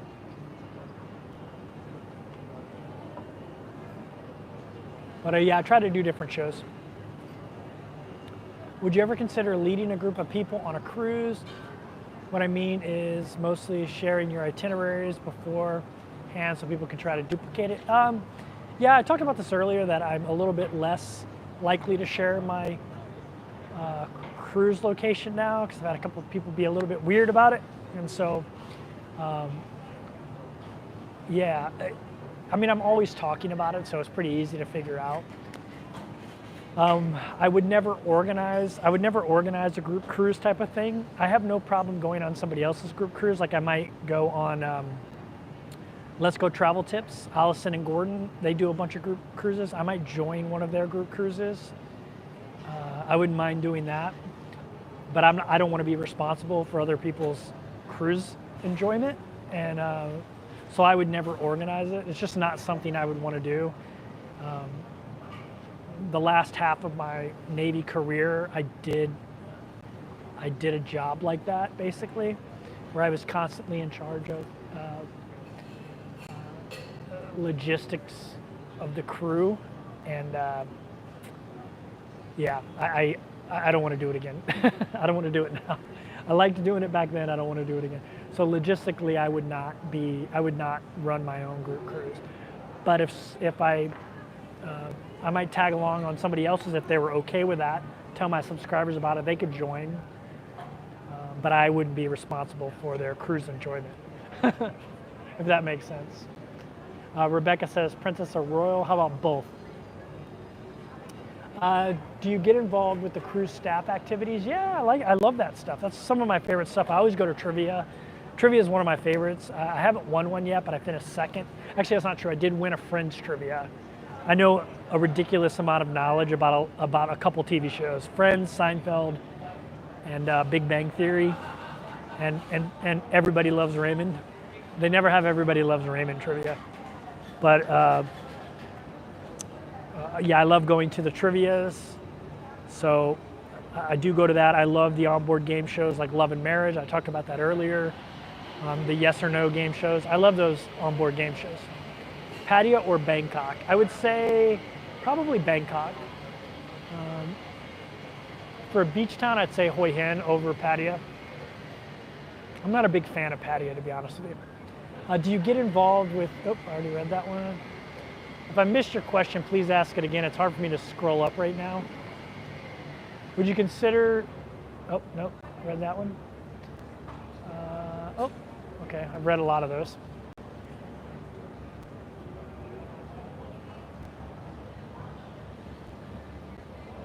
Assistant Phil said, have you yelling at me to do more push-ups on a cruise? No thanks. Yeah, I wouldn't do that. I wouldn't do that to you guys. Those days are over for me. If you're staying again at the Hilton in Fort Lauderdale and walk to the beach, there's a great Peruvian restaurant. Very cool. I love Peruvian food. I lived in Lima, Peru for a while. I love Peruvian food. That's good to know. I will definitely check that out, Joe. Thanks for the recommendation. Your Time, Your Money says, I heard someone ask about boredom. I can't imagine being bored. I think you said you were tiring of the Caribbean. What was your full answer to that? Does the ship itself get boring? No. So, yeah, I never get bored on ships. There's always something to do. Also, I'm kind of an introverted type of person anyway. I like to read a lot, so I do a lot of reading on board. So, a lot of times I can entertain myself by pulling up a good book. But I always look at the schedule every single day, and I do multiple things on the schedule every single day. I almost always do trivia. I almost always do at least one live music, usually 2, maybe even 3 live music sessions a day. I'll go to a couple shows a week, especially if they're not repeating shows. I think somebody that knows my YouTube channel is walking towards me. Hello. How are you? I know you. I see you. I Yeah? feel like I know you. What is your name? Laura. Oh, Laura, how you doing? Want to say hi? Laura's got a captain's hat on. You too. How are you?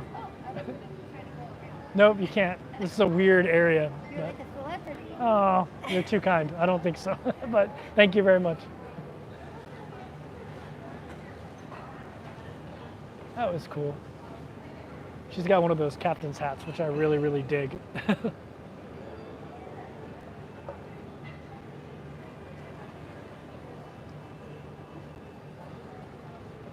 Julie says I can usually beat them in the yes and no game. So I really want to get on that yes and no game show. I think I could, I really think I could win that game. I don't think they would beat me at that yes and no game. I don't think so. So I would love to get on that game. Now there's some more people. Yeah, see, that's actually been the weirdest thing about cruising and doing YouTube for me. And I mentioned this earlier. The other genres that I traveled in, I didn't really run into people that knew me or watched my channel very often. Every now and then, but it was very rare. Very, very rare. But on cruise ships, they're so self-contained, and the cruise YouTube community is so small. I mean, the biggest channel is 300,000 subscribers. It's so small that you run into people on cruise ships that know you. And I do these big long live streams, and they know a lot about you, and you don't even know anything about them. And a lot of times they'll expect you to know who they are, even though they're, like your emoji is like this big to me on here. And I can tell there's a person's face on there, but I can't really make out faces. And so sometimes it gets a little, kind of gets awkward until they tell me what their name is. And then a lot of times I'll remember it, especially if they do a lot of watching. But I have had people get offended that I didn't know who they were. and then I explained to them, I'm not watching on my TV, I'm watching on my phone, and your emoji is teeny tiny, or it's a cartoon. So I don't, I wouldn't know how to identify you. So, Life's a Beat says, wait, you are serious? Let me laugh a little louder. What did I say that was funny? Will a single solo cruiser get attention from women? Will a single solo cruiser get any attention from women? I mean, I tell people ask me about this all the time, dating and meeting people on board the cruise ship. I would say it's exactly like anywhere else, meeting people. If you go to they have worship services on the ship. If you go to the church on the ship, you'll probably meet a certain type of person. If you go to the bars on the ship during somebody's vacation, you might meet a certain kind of person. If you're sitting at the pool lounging, you might meet a different kind of person. If you're, so it's just like anywhere else in life, that kind of thing.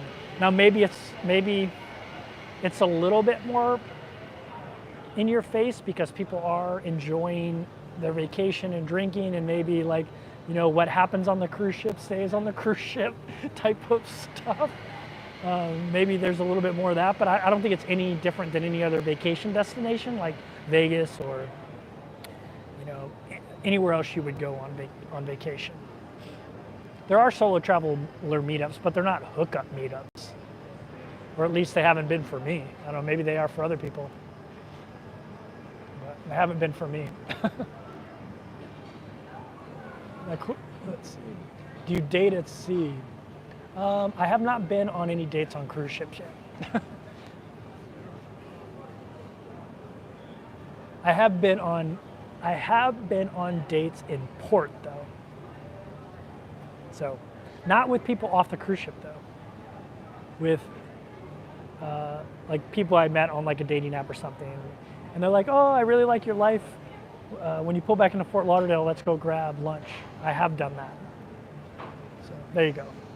Give you a little bit of insight into my personal life.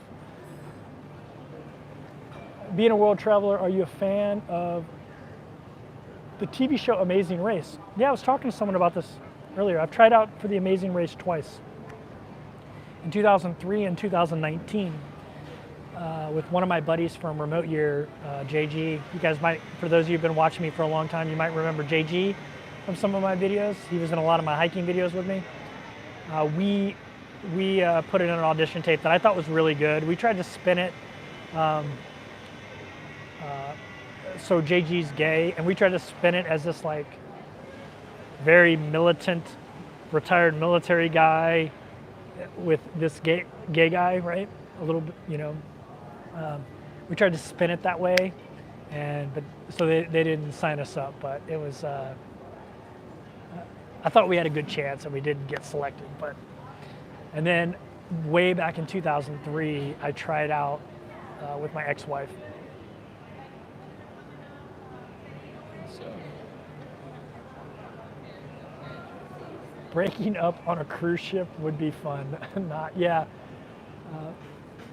that's why one of the reasons you got to be careful. You know, I mean, that was a common thing in the military. Like, don't date someone in the same unit as you, because hearts, you know, most of the time people don't get married and relationships don't work out and hearts don't break even. So when you're not dating anymore, now you have to see that person every day at work, and it would be the same thing on a cruise ship, although obviously much shorter time period. But if you were dating someone on a ship and one of you ended up not liking the other, or, you know, now you got to see each other every day, it would be stairs or elevators. I haven't taken an elevator on the ship since I started cruise ships on the 28th of January, except for once, and they made me do it. It was when we were doing when I was doing a back-to-back cruise, and we had to go off through immigration, and they made us take the elevator. So that's the only elevator I've taken on a cruise ship. I took one elevator in 3 months of cruising. Hey, Johnny's Journeys in the house. Speaking of van life YouTube channel, so Johnny is, if you guys have been watching me for a while, you know Johnny's a good friend of mine. She builds amazing vans. We did van tours together. She's just an amazing person. Well, she's been building vans professionally for a while now, which is amazing. I'm so happy for her, because she's the best van builder that I've ever met, and I've met a ton of them, including high-dollar professional organizations that build $200,000, you know, $300,000 vans. And I would say Johnny's vans are the best I've seen. Well, Johnny bought some land, and she's gonna basically, I guess, formalize her business and build vans and kind of have a campground as well, which I think is super, super cool. So I'm super excited for Johnny, and hopefully when I'm back in Missouri, maybe she'll let me come and film it and maybe do a little tour. But if you guys don't follow Johnny's Journey, go over and follow her, especially if you like van life stuff. I mean, the most popular videos on my channel are van tours, and she's gonna have a ton of them to do, and she's the one building them out, and she can answer all your crazy questions about them, like electrical questions and things like that. So it's good to see Johnny on here.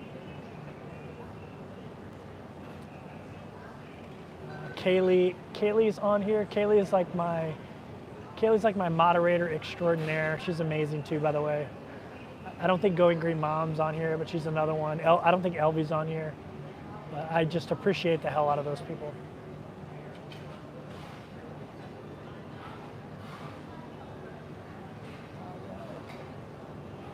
Okay, I think I'm caught up. Do they have Catholic Mass on cruise ships? So usually they have non-denominational type of worship services, like more of a universality type of thing, but they have chapels on board, and people organize worship services. So I'm sure if you met some Catholics on board, you could organize different worship services.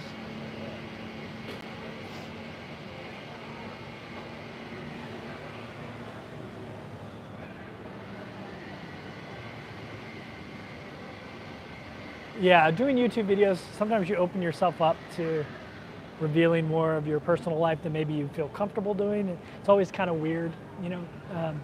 For me, I don't mind talking about it because I like being transparent about stuff in life, and you know, you don't want to sugarcoat stuff. That's one of the hard parts about traveling full time, to be honest with you, is maintaining a long-term relationship is not easy. A lot of people think my lifestyle is really cool. It's kind of like a dream lifestyle. And maybe they want to do that lifestyle. But they realize really quickly they don't want to date somebody that does that lifestyle because I'm always gone.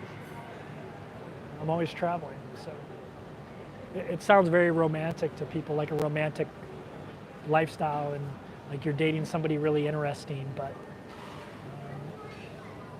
I think when you're dating, I think maybe boring is better from a relationship perspective. And I'm pretty boring anyway. So would you rent a van for some short-term van life? Yeah, Apple, definitely. Definitely something I've been looking at. I'm probably going to buy a Honda Element, and hopefully I can at some point get into Johnny's Journey schedule and have her build it out. I know she hasn't built out any micro RVs yet. I think it'd be really cool to like work with her and build out a micro RV at some point if she had the time to do that. I know she's probably booked up for like a solid couple of years probably. But yeah, I'd like to build out something like a Honda Element, and I would go full out. I would put a lift kit on it, at least a 2 to 3 inch lift, probably a 2, but maybe a 3-inch lift. I would pimp it out. I'd get the all-wheel drive one. I would pimp it out. Some YouTubers won the Amazing Race before. Very cool. I used to watch it all the time, especially in the beginning of it. In the early 2000s, I watched it a lot. Like I said, I tried out for the show in 2003. I was in the military at the time, though. We actually were doing pretty well in maybe getting on the show. And then I got deployed because of the invasion in Iraq. So.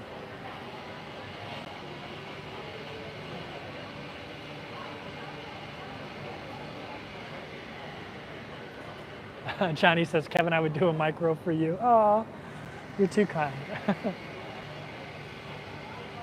That would be an awesome thing to film, and like it would. You know how transparent I am, Johnny. So like, I would want you to charge me whatever you charge normally, as well, so people could see like how much it costs to take something like a Honda Element, a basic Honda Element, one of the all-wheel drive ones, and turn it into a little like micro RV. I've got a lot of ideas in my mind. Most of the Honda Element build-outs are the kits that you order, which are really nice. But if you want to live in there as a single person, I think there's a lot of things that you could do to make that limited space be enough for one person. I don't know if I would do the pop-up or not. It would be nice to be able to stand up, but I don't know if I would do that though. I'd rather have, most of them have the clear window on top. I'd rather have the clear window, I think. Anyway.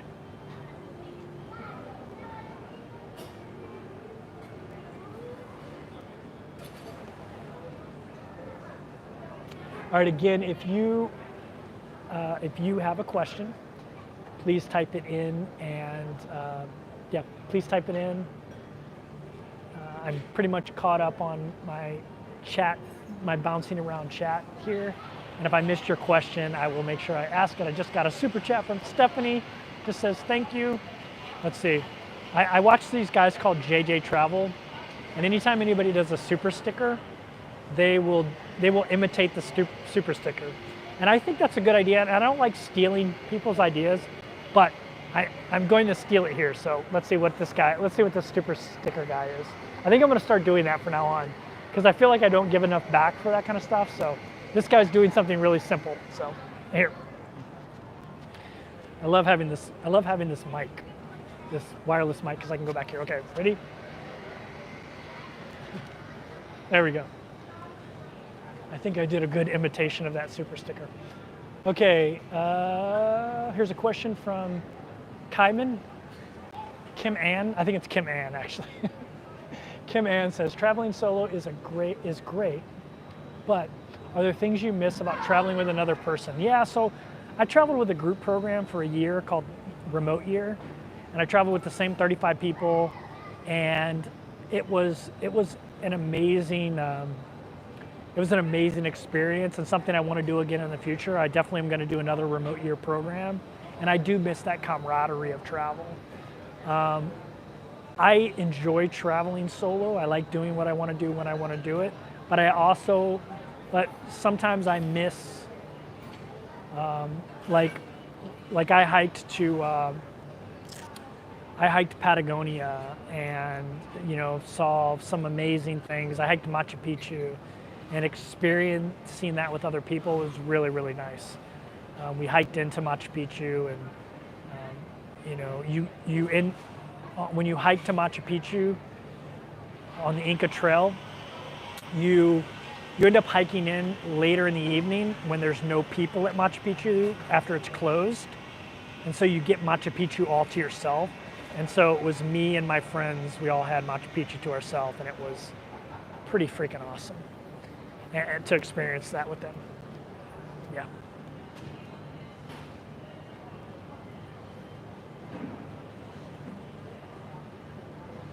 Are the shorts the merino wool brand as well? No, these shorts are like cheap, good threads, Amazon special shorts.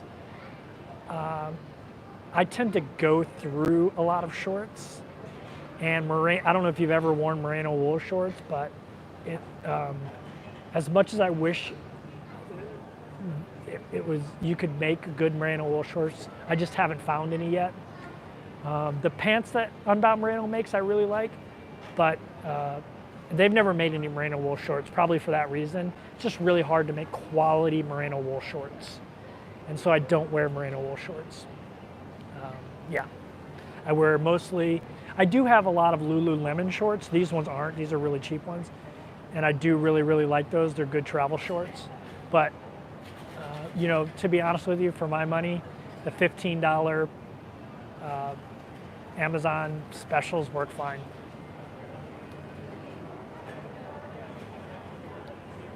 Nice, you've got good style. Just wondering, yeah, I don't really have good style. I just, I just wear black shirts and usually some sort of colored shorts, a lot of times khaki colored shorts. I'm very basic. I mentioned I traveled with that program Remote Year, and before that, before I traveled with them, I was kind of the typical military guy with my cargo shorts, And actually, it wasn't Remote Year that told me this. It was when I went to law school. I went to law school after I retired from the military, so I was in there with people that were a lot younger than me. And I remember somebody mentioned it, and I said, cargo shorts aren't cool anymore? And they're like, cargo shorts haven't been cool since the 90s. Like, cargo shorts are like dad shorts. They're like the fanny pack of guys' shorts. And I was like, what? So now I kind of wear like more, I don't know, what would the word be, hip shorts, Yeah, I learned that from them. And then my friends on Remote Year actually confirmed that for me. And so, yeah. My favorite kind of shorts are these shorts called chubbies. I used to have a ton of chubbies, but I got rid of them after I left Thailand. But I used to have a bunch of chubbies. That's my favorite type of shorts. I do really like Lululemon though. Traveling with someone is expensive if you pay for everything. Yeah, that's true too. I definitely wouldn't want to be anybody's sugar daddy. I'm allergic to owning anything that I can't sell overnight. Do you own anything you regret? I don't really have anything I regret that I own. I don't own that much, to be honest with you. In 2018, I think I went super minimalist. I actually started just living in Airbnbs even when I wasn't traveling. And I sold everything. And I really, everything I own fits in either my cape, my backpack. I do have a box at my mother's house, but it ain't that big. It's a box of like really important keepsakes to me, and also a bunch of change of clothes. So when I go visit her, I have like winter clothes because Missouri gets really cold in the winter, and I visit her during Christmas a lot. So, but I don't own a lot.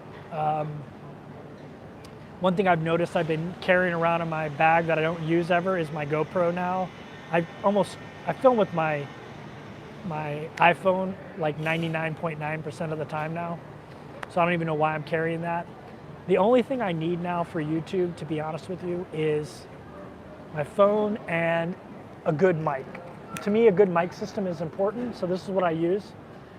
So this is the Rode Wireless Mic Pro. There's this one that's attached to my phone, right here. That's the receiver. And then I have a wireless mic right here that goes down to the, I don't know, what would you call it? The mic, I guess? The mic broadcaster. I don't need to have the wireless mic, but I like to have it because it's got a windshield on it. You can put a windshield on this, but it's really awkward to clip it to yourself like that. So I just clip it to my belt, and I have a wired lapel mic that has a wind guard on it. And that's what I film with. If you have good audio, your phone is going to film as good as most $10,000 cameras. It can do just as good of filming. And this is an iPhone 12. This isn't even the iPhone 14, which is even better. So yeah, I don't regret having a GoPro, but I don't ever use it. So I kind of regret carrying it around in my bag because every little thing counts. It takes up space when you're a carry-on only.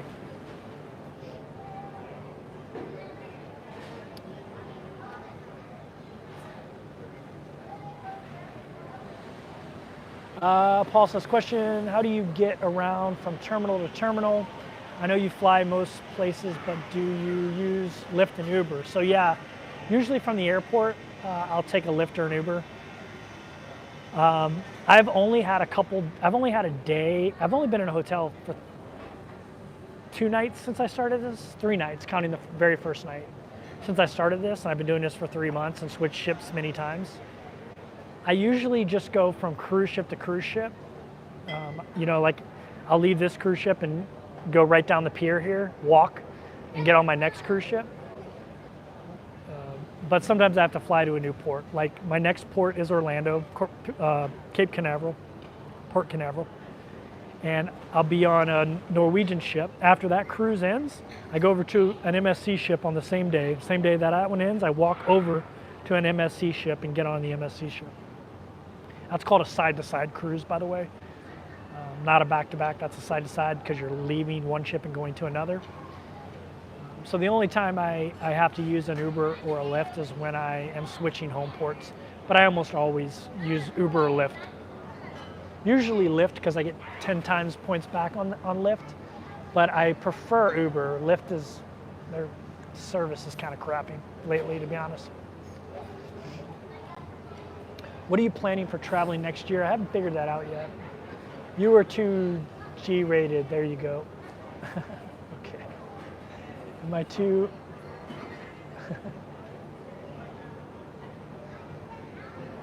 I was on 7 Princess Cruises as a solo for 7 months last year. Great for introverts. You can recharge by yourself and then go play trivia to reconnect. Yeah, Joe, that's what I love about cruising. Like, you can be as social or not social as you want, and whenever you want to tap into something, you can tap into something. You can, if you want to go to a nightclub, you can go to a nightclub, and the second you don't feel like being in a nightclub anymore, you can be back in your room in, you know, less than a minute. So to me, it's like perfect for me as an introvert. I can go out when I want to go out, and I can, you know, sit on the bridge wing here like I am right now and enjoy a good book or, you know, eat my lunch. I ate my lunch before I got on this live stream. I went and got some food, and I sat up here and ate my lunch. I had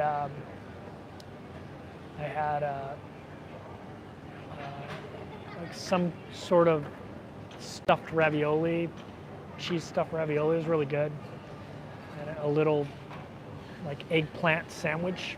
It was good. It was a good lunch. All right, if you have a question, please ask it. Which NCL ship, Prima? I wish I was on Prima because Emma Cruises is on Prima right now, and I'm really enjoying her videos on Prima. It looks, or her Instagram on Prima. Prima looks amazing. I will be on Getaway. Getaway has studio cabins, and so yeah, I'll be on Getaway.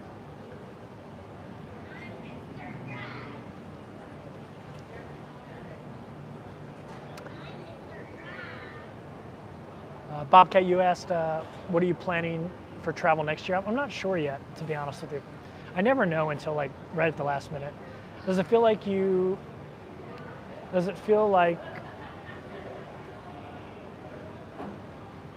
Does it feel like you have to when cruising becomes your job? No, Larry, I don't think so. Like I've never, I mean, if YouTube was my job, I would have stayed making van life videos. I made way more money, like actually more than quadruple the amount of money I make now doing cruise videos. I would have stuck with that if that's what it was about for me. I'm very fortunate that my YouTube channel makes decent revenue and it helps support this lifestyle, but I made way more money in van life, way more money. And if I was in it for that, I would have just stuck with van life, and that would have become a job to me because I was ready to go do something else. To go to Thailand for a year and ride around on a motorcycle. And so I would never let it become a job. I really enjoy cruising. I enjoy sharing the experience on YouTube videos. You'll notice my YouTube release, when I release YouTube videos, is not consistent. It's very arbitrary. And so, if I was smart, I would release, a video a week on this schedule. That's smart YouTube, but I don't do that. I just release it whenever. So as long as it's fun to make videos, I'll continue to make videos. I'll always continue to travel because I just enjoy it. And cruising isn't a job for me. I'm very fortunate that I can make money making YouTube videos about cruising. And I haven't earned that right. I mean, all of those cruise vloggers earn that right. I just, I got most of my subscribers in other genres, and many of them just happen to watch my cruise videos. And so I'm very fortunate in that respect. I don't have to rebuild an audience every time I switch genres. So I do feel a little bit bad about it. Like I was complaining about my nautical term video only getting 4,000 views. Some cruise content creators would give anything for 4,000 views. And so I feel a little bit bad about saying that. I was disappointed that I only got 4,000 views on that video that I was really excited about. Did you have a lot of kids on the last cruise? Yeah, tons of kids. More kids last cruise than on any cruise I've been on. Do you ever get sick on the boat from moving? Asked Amy. So Amy, I was in the Navy for 20 years, so if I got sick on a cruise ship, my friends would never let me hear the end of it, my Navy buddies. And so even if I did get sick on a cruise ship, I wouldn't tell you, but to be honest with you, I have not gotten sick on this cruise ship. Or I haven't gotten sick on cruise ships. For me, they don't like, I was on small ships in the Navy and they move around. And these big giant behemoths, even when the waves are 10, 12 foot, they don't move around that much. They have fin stabilizers on them and they just kind of do this, which I don't get sick from. I get sick from this. Bow to stern movement like that, but that's very rare to get on a cruise ship. And if they're running into that, they'll turn the ship sideways so they're not getting that. For me, that's when I would get seasick. But it'd have to be some pretty big waves to get me seasick.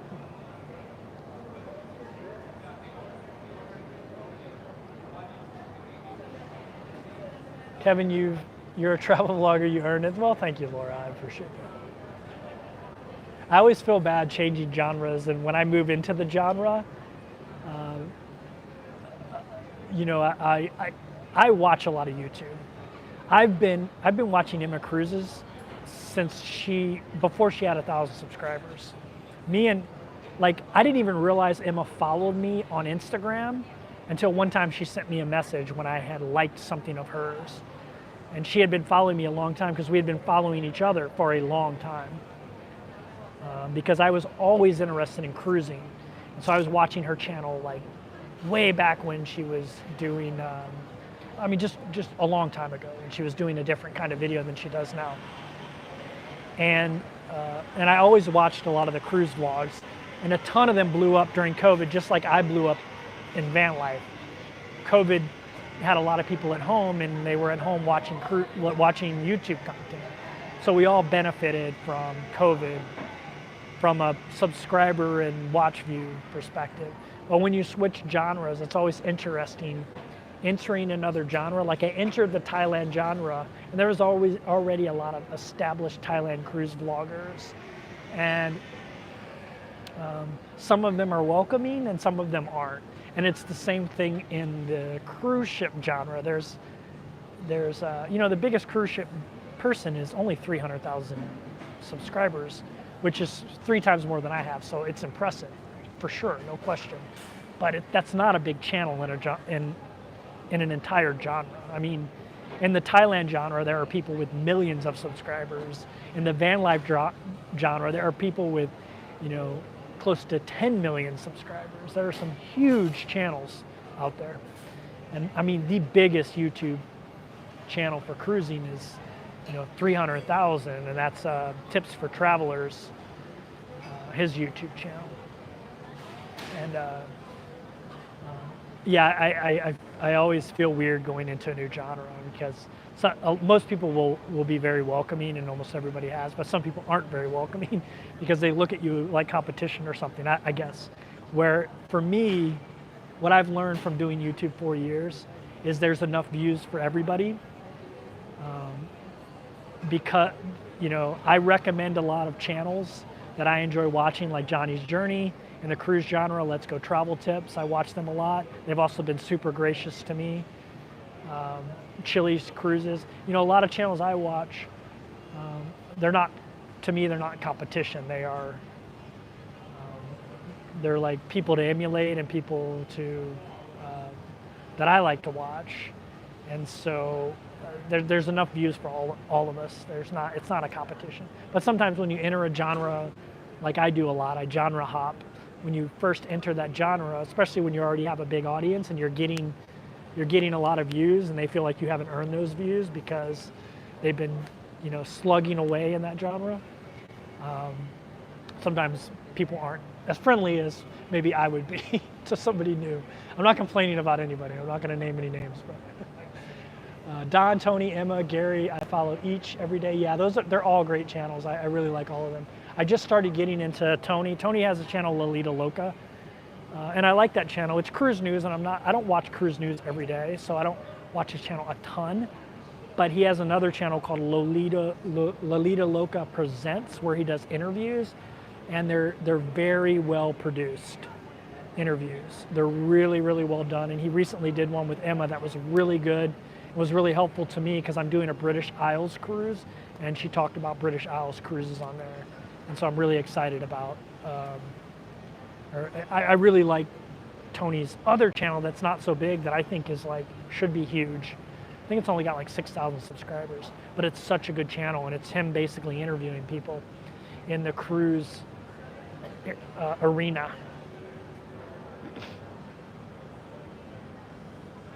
Yeah, Allison and Gordon are great. They're really gracious. I've had some people in the cruise genre that have been really gracious to me.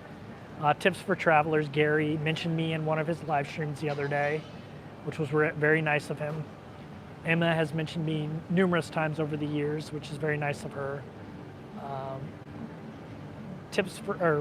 Let's Go Travel Tips, Allison and Gordon have a very big Facebook presence, and they allowed me to post my videos that are because their channel is mostly people who really like princess that are princess related on their channel, which was super gracious of them. They did not have to do that, and they actually were one of the biggest reasons I started building a cruise audience, because a lot of people on their channel came to me. Also, the Facebook page Cruises for Solos, same thing. Let me post on there my solo content. And Chili's Cruises has interviewed me like a dozen times, so Chili gave me some exposure to a cruise audience that I didn't have. So I'm really thankful to a lot of people that really helped me get exposure to the cruise genre, as well as obviously my fan base that just follow me from genre to genre. I have a ton of people that have been around with me for years, like Kaylee. Kaylee shows up every live stream. I feel bad about it, to be honest with you. She shows up every live stream and puts the hammer down on people that say inappropriate stuff. And, Going Green Mom, LV, you know, and Andrea is a friend of mine on here. Andrea that I met cruising. Hey, Robin Jan, Can Cruise, I like their YouTube channel as well. Everyone in every channel has something different to offer. No one wants to eat the same food. Yeah, exactly. I always, I love YouTube. It's one of my main ways to watch stuff. So not only do I make YouTube videos, I love YouTube. I watch a ton of YouTube. And I love looking at all the different channels. I love, you know, when I was a new YouTuber and a big YouTuber, not that I'm a big YouTuber, but I do have 100,000 subscribers, and now I have the check. So when I comment, when I go into someone else's live stream and I comment, I'm highlighted and I have a check. So you can see that in the chat. Most of the people who use StreamYard, the content creators can't see it, but their audience can see it. And when I was first starting, I used to get really excited when somebody big would come into my live chats and say hi, and, you know. So I try to do that for other people, and you know, anyway, I enjoy going into other lives anyway. And now I have the extra benefit of being highlighted because I have that YouTube check mark now. And so I enjoy doing it, like paying that forward. Well, a very good afternoon, ladies and gentlemen. May I please have your attention for an important safety announcement. Even though you may have cruised before, you may not be familiar with our safety essentials protocol. I'll be on JJ Cruises group cruise in 35 days. Very cool, Tony. I'm definitely going to do, they're talking. I'm definitely going to do a JJ Cruise. I'm definitely going to do a JJ Cruise group cruise. They're talking about safety. Hopefully you can still hear me. Step 1, visit. Now, if you've not already done so, please visit your muster station at your earliest convenience. We recommend to head there as soon as possible. If you have a question and I haven't answered it, now's a good time to ask All it. guests are required to scan their own medallion with one of our muster station personnel to confirm their attendance, and information of the location of your muster station can be found on the back of your stateroom door, in the Medallion Class app, on your mobile device, or at the portals located around the ship. Step number 2, watch. Let's see. It is mandatory for Most of all the guests shipboard to announcements watch are useless, very important especially from the safety captain. essentials video. Fair point. You can watch the video on your stateroom television. You know, on or a your U.S. mobile Navy device. ship, whenever the captain especially is talking on a Navy ship, you have to stop whatever you're doing and listen. You can't move, you can't walk, you have to stop. Unless, of course, like a jet is taking off, or like, obviously if you're in the performance of a duty that you can't stop. But if you're doing anything, you have to stop and listen to the captain. So once again, 3 easy steps that you must complete. Have I owned merino wool shoes? No, but I've seen them before. It's something I would definitely consider owning. Thank you very much for your attention and a very warm welcome on board the Caribbean Princess. This announcement is also to inform all of our guests that your staterooms are now available. Once again, this announcement is for all of our embarking guests to let you know that Cabins your are ready. staterooms are now available. And they called it a stateroom, not a cabin. I love it. All right. Maybe he watched my my nautical terms video.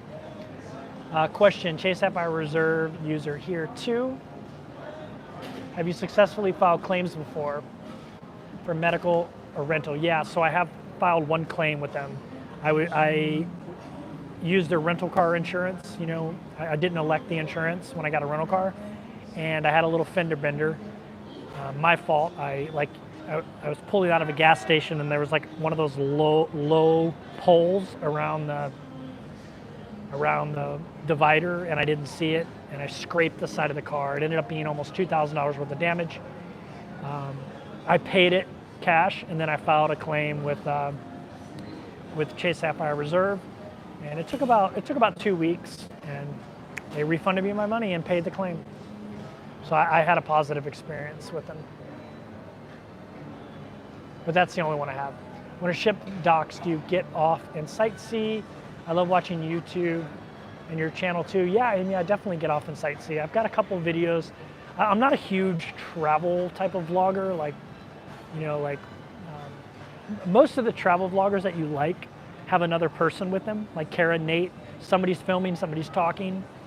I used to travel around with a super expensive camera, like super expensive, like $10,000 camera. And I realized that it was impossible to film myself with that. And it like, you guys know Ben and David, they film with a very expensive camera, and it creates beautiful cinematic footage. And I love that. But they have two people. That stuff's easy to do when you got two people. It is not easy to do when you're the only person. When you're doing this solo, it's really hard to do. And it's much easier to do the scenes when you have somebody shooting with you. You don't feel as awkward and stupid and socially. And so I don't do a lot of those type of videos because they're just hard to do. Shooting videos like that. So most of my videos are me with a beautiful background talking with B-roll going over it. Like Emma Cruises is the same way. It's really hard when you're a solo operation to shoot the kind of videos that Ben and David do. As much as I would like to, I love their content. But it's really hard to shoot a video like that when you're solo. It just is. So, so I don't have a whole lot of those videos, but I do have a couple port visit videos, if you haven't checked those out. And I do get off the ship in port normally.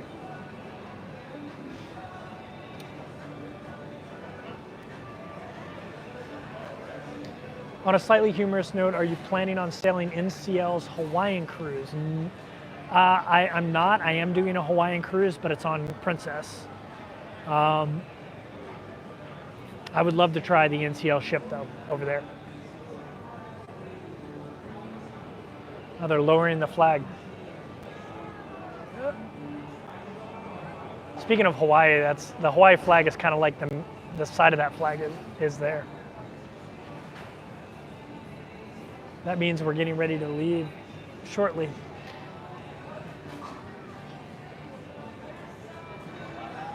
Lucky Dog Productions, speaking of moderators, we were just talking about you.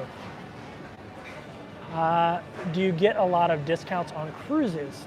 I don't get any formal discounts from cruise lines. I'm not doing any partnership deals with cruises.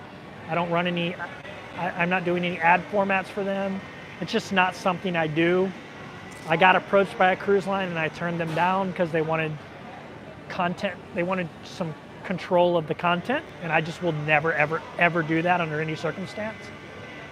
The only thing I do, like with Princess, anybody who sails with Princess, you, me, anybody, has a referral code.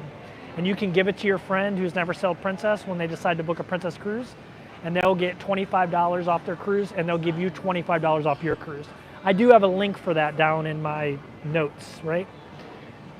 Down in the notes of this video. Maybe not this video, but all my other videos. And so, so I guess I do have a relationship with them in that way, but it's not a formal relationship. Anybody can have that. I haven't signed any contracts with them or anything like that. And that's all of my relationships, even with Unbound Moreno. I don't have a contractual relationship with Unbound Moreno. They don't get to control my content, what I say. What I have with them is an affiliate link that gives my viewers 10% off, and then I get 10% of the revenue generated. Similar with Princess, they sent me an email and said, hey, you have a referral code. Everyone should get that email. And I just plug it in there. Everything I have that you see, Rakuten, I don't have a formal relationship with Rakuten. But if you use Rakuten to book a cruise, you'll get a percentage cash back, and they'll give you $30, and they give me $30. So those are the kind of things I have but nobody pays for my cruises directly for me to do content. I haven't formed a relationship like that with anybody, nor would I if they wanted any kind of content control. Or they wanted control of my time. Like, I always tell people, usually when someone emails me about sponsorship, I email them back a ridiculous number that I know they won't even respond to. But even if they respond back, I tell them I don't do certain amounts of content. Like a lot of them will be like, you need to do 10 Instagram posts a day. You need to do 3 YouTube videos with 1-minute spots where you talk about, and I'm like, no, that's not the way I do. That's not the way I will do it. If you want to work with me, it's all my rules. It's all the way I want to do it. And I'm going to make you pay a ridiculous amount. And nobody said yes to that. So maybe someday somebody will. And when they do, I'll have to put that little thing saying, you know, this is an ad sponsored video. But until somebody does that, yeah.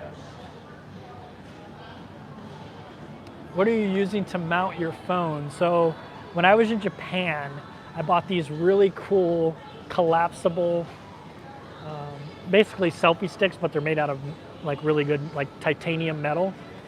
And I just freaking love them.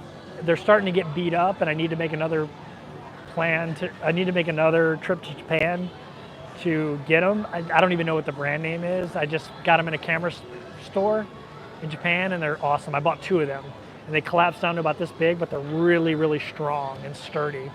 And that's what my camera's always sitting on, or what I'm using as a, basically it's a industrial strength selfie stick, basically.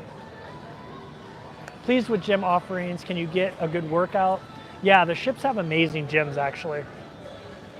Various laundry experiences, comparing ship to ship. So one thing I love about Princess is they have self-service laundry, which I love on a cruise ship. I think Holland America has that as well. Most cruise ships don't, so you have to send your laundry out. Or I have a lot of merino wool. I do a lot of it in the sink.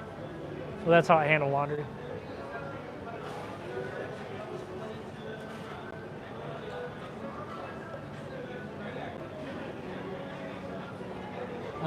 Rob and Jan say smash that thumbs up. Please smash that thumbs up. And obviously if you want more cruise content, check out Rob and Jan Can Cruise. They got some great stuff going on over there on their channel. Jonah says, how do you feel about Princess after sailing Royal Caribbean? I don't feel any different about them. Now remember, I sailed on one of Royal Caribbean's oldest ships, Enchantment of the Seas, which I liked, but it was super dated. I'm on one of Princess's older ships, which is the Caribbean Princess. It's 20 years old and it doesn't look dated at all. I mean, it's a little dated, but not that dated. It's much more updated for an older ship than Royal Caribbean is. So from when I compare apples to apples, I would say I think I like Princess a little bit better, but everything was the same. Customer service, food.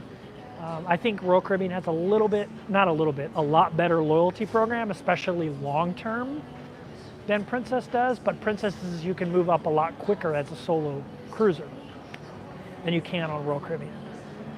So I would say there are things that they do exactly the same, some things that Princess does better. I've been on newer Princess ships and I haven't been on any newer Royal Caribbean ships. So I don't feel right comparing them against each other because it's just not a fair comparison for Royal at the moment.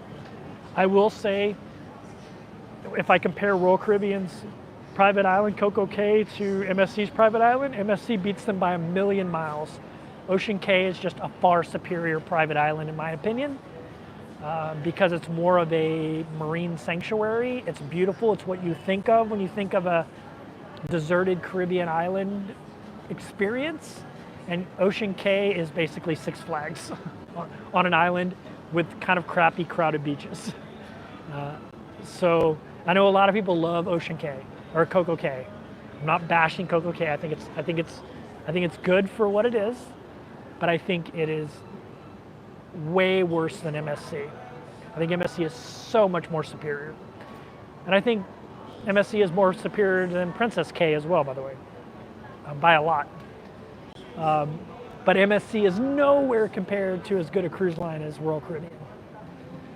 So that's why I say it's really hard to compare cruise lines, because especially since I haven't been on a ton of ships, on a ton of cruise lines, because things can vary ship to ship as well. It's really hard to compare. But Royal Caribbean and Princess are very similar in my opinion. Very similar experience. There's more kids on Royal Caribbean, obviously, because they have things geared towards families. And I think I get much better deals on Princess for solos. So there you go. Tell us how you really feel. You'll be amazed when you get on a Quantum and Oasis class ship, says Brett. Yeah, I'm super excited about getting on both those. I'll be out of Quantum and out of Singapore. I thought it was Oasis. I thought it was Symphony of the Seas, but it's not. It's the other one that starts with an S. Serenade of the Seas, maybe, I think. Do you have a mail drop place in port? If you want something from Amazon. So I don't know if you know this, Julie, but when you order from Amazon, you can have them put them in drop boxes all over the country. There's Amazon drop boxes everywhere. And basically what happens when your order arrives, they give you a key code, and you go and you punch in the key code and you can take your item out of there. And there's, in every port I've been into so far, there are Amazon drop boxes within walking distance of the ship. So it's really easy to do. You don't need a PO box or anything like that. I use my mother's address as my home address. And yeah, so. Are you planning a Galapagos cruise? I am, Nana on the Run, definitely.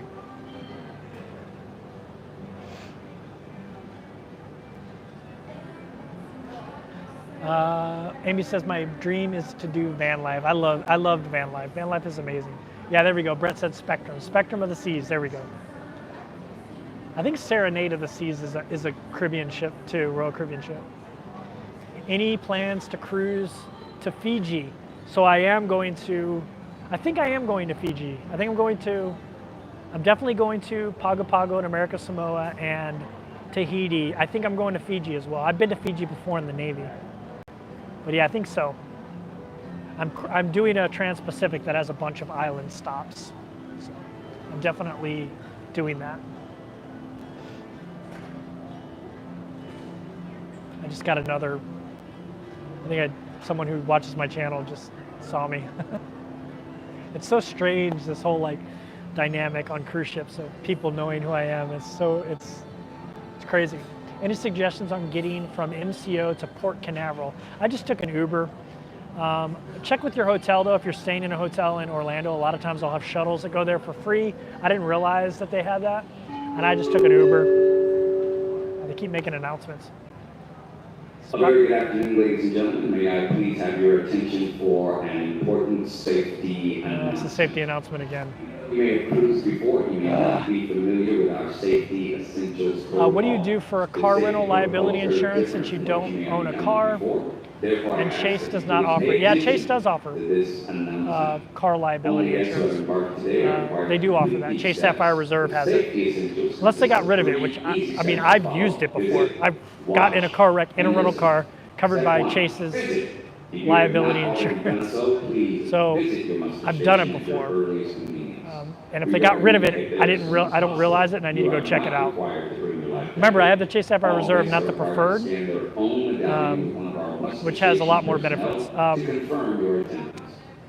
also own a motorcycle, and I have insurance on that, and I can always call them up and get temporary insurance. I have insurance through USAA. Step 2, watch. It is mandatory for all guests to watch our very important safety essentials. All right, if you have any questions, I'm caught up. If I missed your question, it wasn't intentional. Ask it again. I'm enjoying doing this live stream. So, yeah. Essential information, and all guests are required to view this before departure. And finally, step 3, listen. Just before departure, our captain will make an announcement followed by the sounding of the general emergency alarm. It is very important that you listen to his announcement and familiarize yourself with the sound of the alarm. Once again, 3 easy steps to complete. Visit your muster station. I don't have to do the safety stuff because one good thing about Princess is once you've done it once, you don't have to do it again on your back-to-back-to-back cruises. One thing Princess does really well that other cruise lines don't do so well is connecting your back-to-back-to-back-to-back cruises and knowing about it. Other cruise ships, you kind of got to remind them and let them know. A lot of times they don't put two and two together. They don't connect on the app. On the Princess app, it's like I'm doing one 28-day cruise as far as administrative leave. So I like that. Okay, we got a couple questions here. McKenna says, being an ocean and adventure guy, are you a fan of the TV show Deadliest Catch? I used to watch it back in the day. My favorite character, he died of like lung cancer. And so I haven't really watched it a whole lot since then, but I did watch it. It was always something I thought about doing, going up to Alaska and working in the fishing industry when I was thinking about getting out of the Navy a couple times. It was always something I thought about doing. I thought it would be cool to work, part of the year and then travel the rest of the year. Have you found a Galapagos cruise yet that doesn't cost a fortune? Not yet, but I'll let you know when I do. Let's see. What time do you sail? I don't know. It's 2:26 now. I probably between 4 and 5. People always ask me about schedule, and I should probably know this stuff, and I never do. I kind of live day to day, and a lot of times hour to hour, and I don't really pay attention to ship's movement anymore. I used to when I was in the Navy because it was really important that I knew that. And I think because I had to know that stuff so well in the Navy, now I don't pay attention to it at all. I have no idea when we're pulling out. I would imagine it's between 4 and 5. Obviously, when I leave the ship, I know what time I need to be back by. But when I'm on board the ship and I have no plans of leaving, that's their problem, not mine. I would say between 4 and 5 there. That's normally when we leave. Did back-to-back on Royal Caribbean. It was very easy. Yeah, you know what? Royal Caribbean was easy. I did back-to-back on Royal Caribbean, and it was actually really easy. I did have to go tell the front desk to connect my cruises. It wasn't automatically connected, but the process was seamless on them too. MSC, not so much. Will you develop a scoring guide to quantify your many observations comparing cruise lines? I might do that. I really don't like, well, it's not that I don't like it. I have a hard time, like I would need to cruise for a long time and cruise a lot of different ships on a lot of different lines to really feel like I'm giving a fair assessment, because things can vary from ship to ship. I mean, I was on Enchantment of the Seas Royal Caribbean, and anybody who sails Royal Caribbean will say don't judge Royal Caribbean based on Enchantment of the Seas, because Oasis of the Seas, Wonder of the Seas, Icon of the Seas, even the Quantum class are so much different types of ships. Don't judge it on that. Same thing with MSC, Para DJ. I don't know if they're listening now, but they, one of the things they told me was don't judge MSC on Meraviglia, like try Divina, try some of the other ones. And I think that's true. Plus there's different things that I like about different cruise lines. I've mentioned this, very recently in this video. I really love MSC's Private Island, Ocean Cay. It is the best. And you usually overnight there, which I love overnighting in ports. And I would cruise MSC.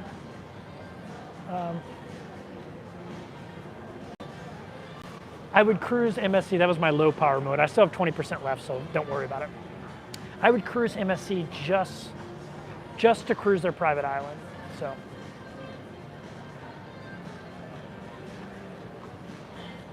So to go back to your question, if I do come up with some kind of scoring guide, it's probably gonna be fluid based on like different things. Like I've sailed 3 cruise lines. I would probably put MSC down at the bottom, but I would put their private island at the top of all the other private islands I've been to, and I've been to 3: Princess Cay, Princess Key, Coco Cay, and Ocean Cay. So.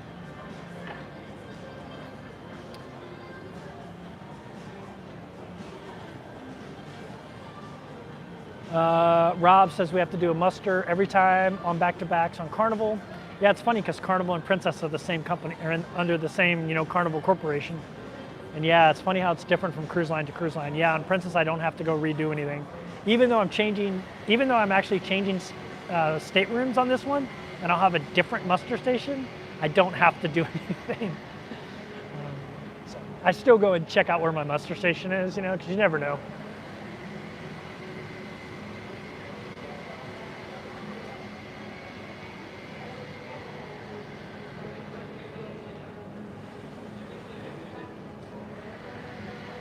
How was the main dining room meals on Royal Caribbean?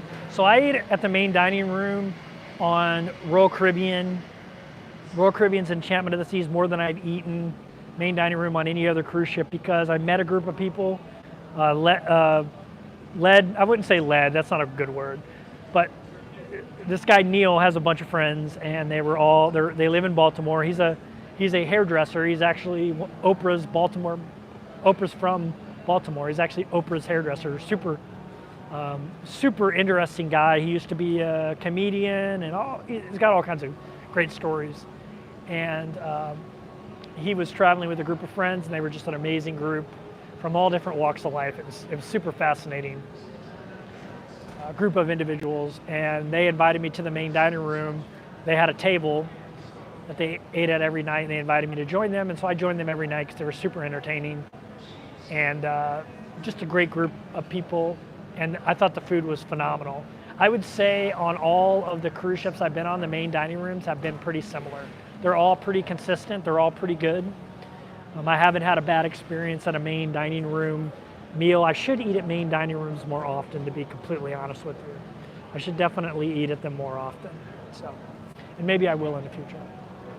Somebody else waving at me. What's after cruising? I'm not sure. I never know, Jonah, until like the last minute.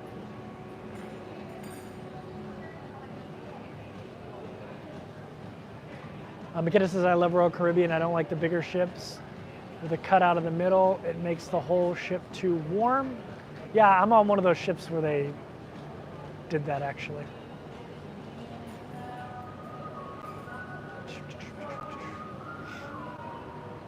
Question, do you have Patreon? I'd like some way to be notified immediately if you find cheap Galapagos cruises. I do not. I have channel memberships on here. But I do not have Patreon. I like everything just in YouTube. I don't like dealing with a bunch of different things. It'd probably be better if I did that, but yeah. Yeah. I'll promise you, if I find a cheap Galapagos cruise in my in the channel notification thing or whatever, I'll post it on there.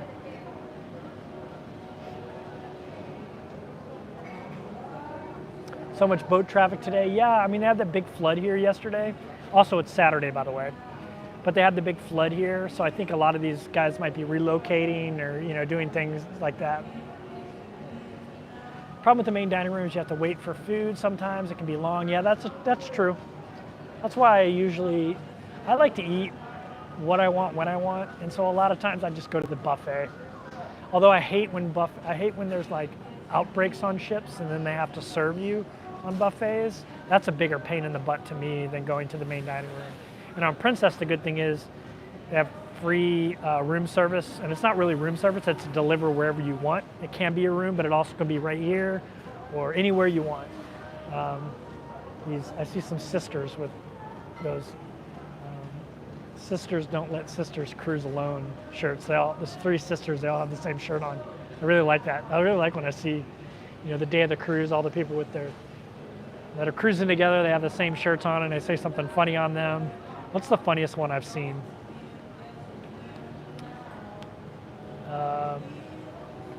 I can't remember. Oh, I think Don't Blame Me, Blame the Drink Package cruise group that I saw. But this is a sisters cruise group. It says Sisters Don't Let Sisters Cruise Alone, and they all have the same shirt on. I like that kind of stuff. I get cheesy kind of stuff. Try the lasagna in the main dining room. Yeah, I'm a huge lasagna fan, so I've tried it on all of the cruise lines. K, Caribbean or Caribbean. 6 of one, half of a dozen, yeah. People get upset about that. Patreon takes way less than YouTube, probably do. Are you on Cruise Critic? I am on Cruise Critic, but I don't ever post anything on there. I did go to a Cruise Critic meetup on, not last cruise, but the cruise before that, and it was pretty cool. I like the one that says, I'm with stupid t-shirt the best. Yeah, I was watching Everybody Loves Raymond episode the other day, and Frank he ended up scoring higher on an IQ test than his wife, and Frank wore a shirt. After that, he wore a shirt that said, I'm with stupid, and pointed to her, which I thought was hilarious. Marie, his wife Marie on Everybody Loves Raymond. It's one of my favorite scenes. All right, I'm caught up on questions. If you have one, I missed it. I didn't miss it on purpose. Ask it again. Cool to see the bridge lift. Yeah, that's pretty cool. Yeah, there's some TV shows I really like. Seinfeld, Everybody Loves Raymond, Friends, Big Bang Theory. Those are some of my top hits. They got Cheers on the TV system on board this ship, so I've been watching a little bit of old classic Cheers with Shelley Duvall, who I really like. Man, the music is loud. I wonder if it's picking it up on here. I haven't had a live stream copyright claimed in a while, but I got a feeling this one's going to be, because they're blaring the chandelier.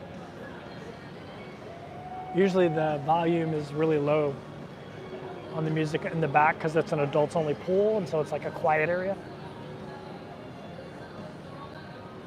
Chase Reserve only covers the damage to the rental, not to the other vehicle. That's good to know. That's good to know. I should probably pay attention to that. To your left, yeah, they just put the bridge down, but yeah, it's pretty cool. We hear the music, but background not terribly clear. Yeah, it'll be copyright strike then. If you can hear it at all, it'll be copyright strike. I've been getting copyright striked a lot lately. I get copyright striked a lot on live streams, but not lately, because I've been on this bridge wing or this stern wing over here, and usually you can't hear the music over here. But after they had that safety brief, they turned it up. Normally it's really quiet back here because this is the pool back here is adults only private pool, and it's usually really quiet back here because people just sit back here and read and stuff. What did you do in the Navy? I was a YN at first, and then I went leadership. I went leadership management pipeline. I was a command senior chief and then a command master chief.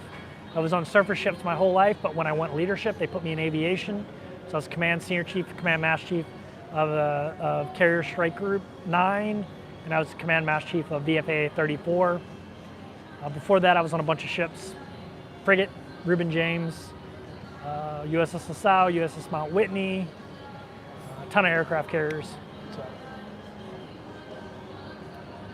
So. We can hear the music. Pro tip: put a piece of loud music below and turn it down. May sneak past. Yeah, I mean, it's kind of a pain in the butt to do it with live streams. Like the amount of time you have to wait for it to process. If it gets copyright striked, it gets copyright striked. Live streams don't really make a whole lot of ad revenue anyway, so that doesn't bother me. What software do you use to edit your videos? I use Final Cut Pro. I've just always used Apple's Final Cut Pro. From the beginning, I know how to use it pretty well now, I think. And it would take a lot for me to switch, but I know a lot of people use Adobe. And I use nothing but Apple products now because of that. Because it's easy to airdrop videos and edit them on my computer, then airdrop them back, upload them and stuff like that. So yeah, I use Final Cut Pro to edit, which is a souped up version of iMovie, which comes with all Macs. So I tell people, if you just want to start with iMovie, just start with iMovie. And then if you get serious about it, Final Cut Pro doesn't have a monthly fee. You pay one price, where Adobe is like a subscription. So I like that about Final Cut Pro as well. Up front, next to the Serenity Pool is usually very quiet. Yeah, I wouldn't want to do a live stream next to the Serenity Pool, Julie, for that reason. This one's good because I'm up above it, and there's a lot of air vents up here, so it's kind of noisy from the air vents, and so people down below me can't really hear me. If I was at the Serenity Pool, everyone would be able to hear me, and I'd be disturbing their cruise, and I'm pretty cognizant of that type of thing. So I try to go places where I'm not disturbing anybody, or look, I'm not taking up any space. Nobody's even here. Nobody's even sitting here. Nobody ever does. That's why I like coming up here. It's a super private area. It's a beautiful view. Yeah, it looks like the pool. I'm really close to the pool, but I'm probably 15, 20 feet above it. As a Navy guy, did you watch the last ship show? No, I never got into it. Yeah, Hey, Judith's in the house. Judith says, a bit late to the party, stuff happens, so forgive if someone has already asked this. Have you started thinking about how you will be traveling next year after you finish the cruise year? So I never really, I always figure it out like right before I start doing it. So I haven't figured it out yet, and to be honest with you, I think I'm gonna cruise longer than a year. Because there's so many bucket list cruises I want to do. I want to try out a bunch of different cruise lines, more cruise lines as well. And there's a ton of bucket list cruises. And my mom kind of threw a monkey wrench in there, wanting to go to Venice. So I'm sailing in Europe, but then I'm sailing in Asia, and I got to fly from Asia to Europe to meet my mom there, and then we're doing a cruise back. And so it kind of threw me off a little bit, my schedule, my plan. And there's a lot of cruises I still want to do that I don't have in my schedule at the moment, like Antarctica, a bunch of South America, Galapagos, Easter Island, a bunch of stuff like that. And I want to try a bunch of different ships. I want to try some of the amazing Royal Caribbean mega ships. I want to try some of the more fancy cruise lines like Azamara, Oceanic. I want to try some different things. I want to try some river cruising. So before you know it, it's going to be like 3 years and I'm still cruising, You can buy a non-owner's car insurance that will cover you for the other vehicle. Yeah, I need to do that. I used to have that with USAA, but for some reason I thought my Chase Sapphire Reserve credit card covered me. And so I got rid of that, but I should reactivate that. Because it's actually not that expensive of an add-on to my current motorcycle insurance. So I should add that back on. Someone said try biking. Yeah, I'm definitely going to try biking. We've got 17 booked, Kevin. Hop on one of ours. I've got 12 cruises booked right now. So I have cruises booked through the end of October. And then half of November, I'm going to be in Venice with my mom, and then we're probably going to do a couple cruises. I've definitely got a transatlantic booked back from there with her, but we're probably going to do another cruise as well while we're there. So I'm pretty booked up, to be honest with you. And I kind of hate it, actually. I actually love hunting for cruise deals. And when you start getting like hunting, you start filling up your cruise schedule, and I'm not going to book anything like a year and a half in advance. I like to, right now I think I'm too far ahead booked. I like to be a little bit more spontaneous with that kind of stuff, and so, but I really like the hunt and looking for cruises. That's why I don't hire a travel agent, because I like doing that work myself.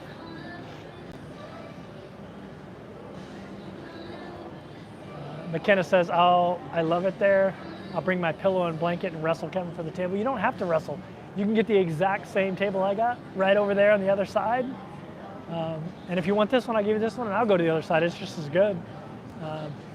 And it's empty. Like, nobody's over there. I don't know why people don't come up here and sit. It's shaded and it's breezy, and I don't know, it's nice. The bar is right there. Like, I can walk down to the bar if I want to and grab a drink. It's really cool, actually. So, and I'm also right by the buffet, so you can walk right into the buffet. Oops, sorry, I got another battery warning. I'm also right to the buffet, so I can walk down the buffet and grab some food right now if I wanted to. So it's pretty cool.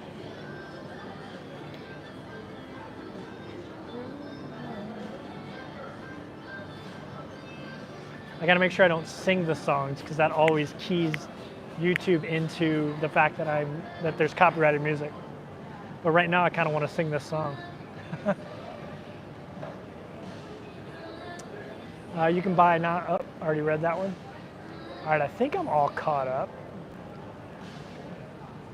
Ours are spread out over the next 2 years. We balance our van life and cruise life. Very cool, very cool. That's what I'm loving about cruise life, is so much of the van life community also cruises.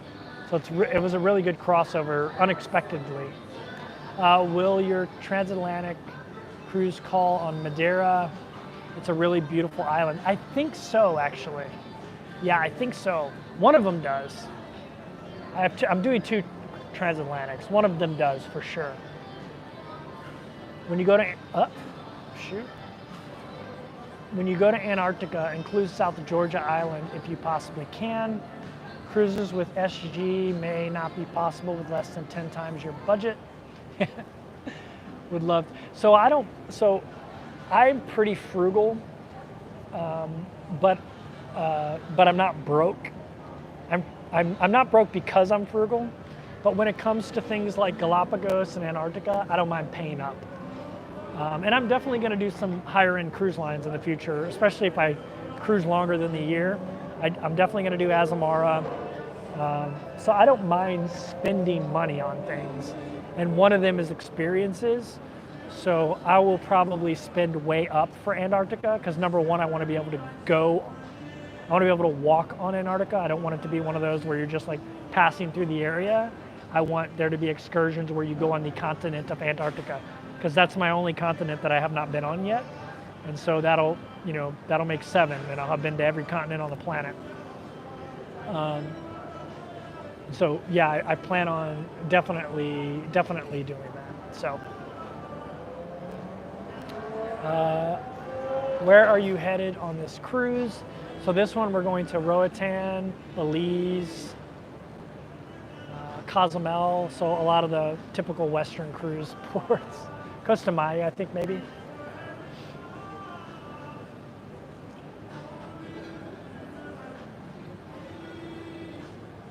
Nothing wrong with cruising for 3 years, yeah. I mean, that's how travel always ends up being. It goes by so quickly that before you know it, like Thailand is a perfect example. Before I knew it, I had been in Thailand over a year. I was like, holy cow. Nate and Carol went to went on an Antarctic cruise. Not was cool, or it was cool.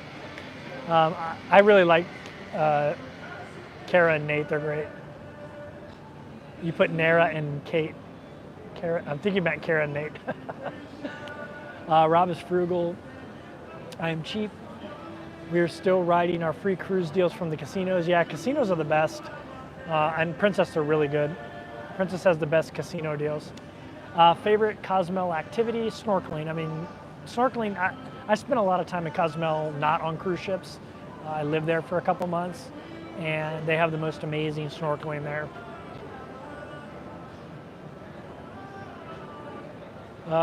The Never-Ending Highway says I booked back-to-back cruises in Alaska for next year. Very cool. So am I. I'm cruising in Alaska for 21 days. Super excited about it. Alaska is one of those things I think I could cruise the whole season. Like I might, if I continue to cruise, I would probably do an Alaskan cruise from April to September. And then ride the ship over to Hawaii and New Zealand and then go to Asia. Alaska is one of those things that I could cruise the whole summer, I think, that I can do. And not get too bored. Although I said that about the Caribbean, and after 2 months I'm ready to, I'm excited that I'm going somewhere new next month. A new area. Yes, my bad, Kara and Nate. I've seen people put Nara and Kate before. I've been watching them for a long time too, before they had 100,000 subscribers. Long time. Back when they were in the Philippines, way back in the day, when they first started blowing up. Philippines is where they really blew up. And they're really good. They've to watch their progression, like they're just such good travel vloggers.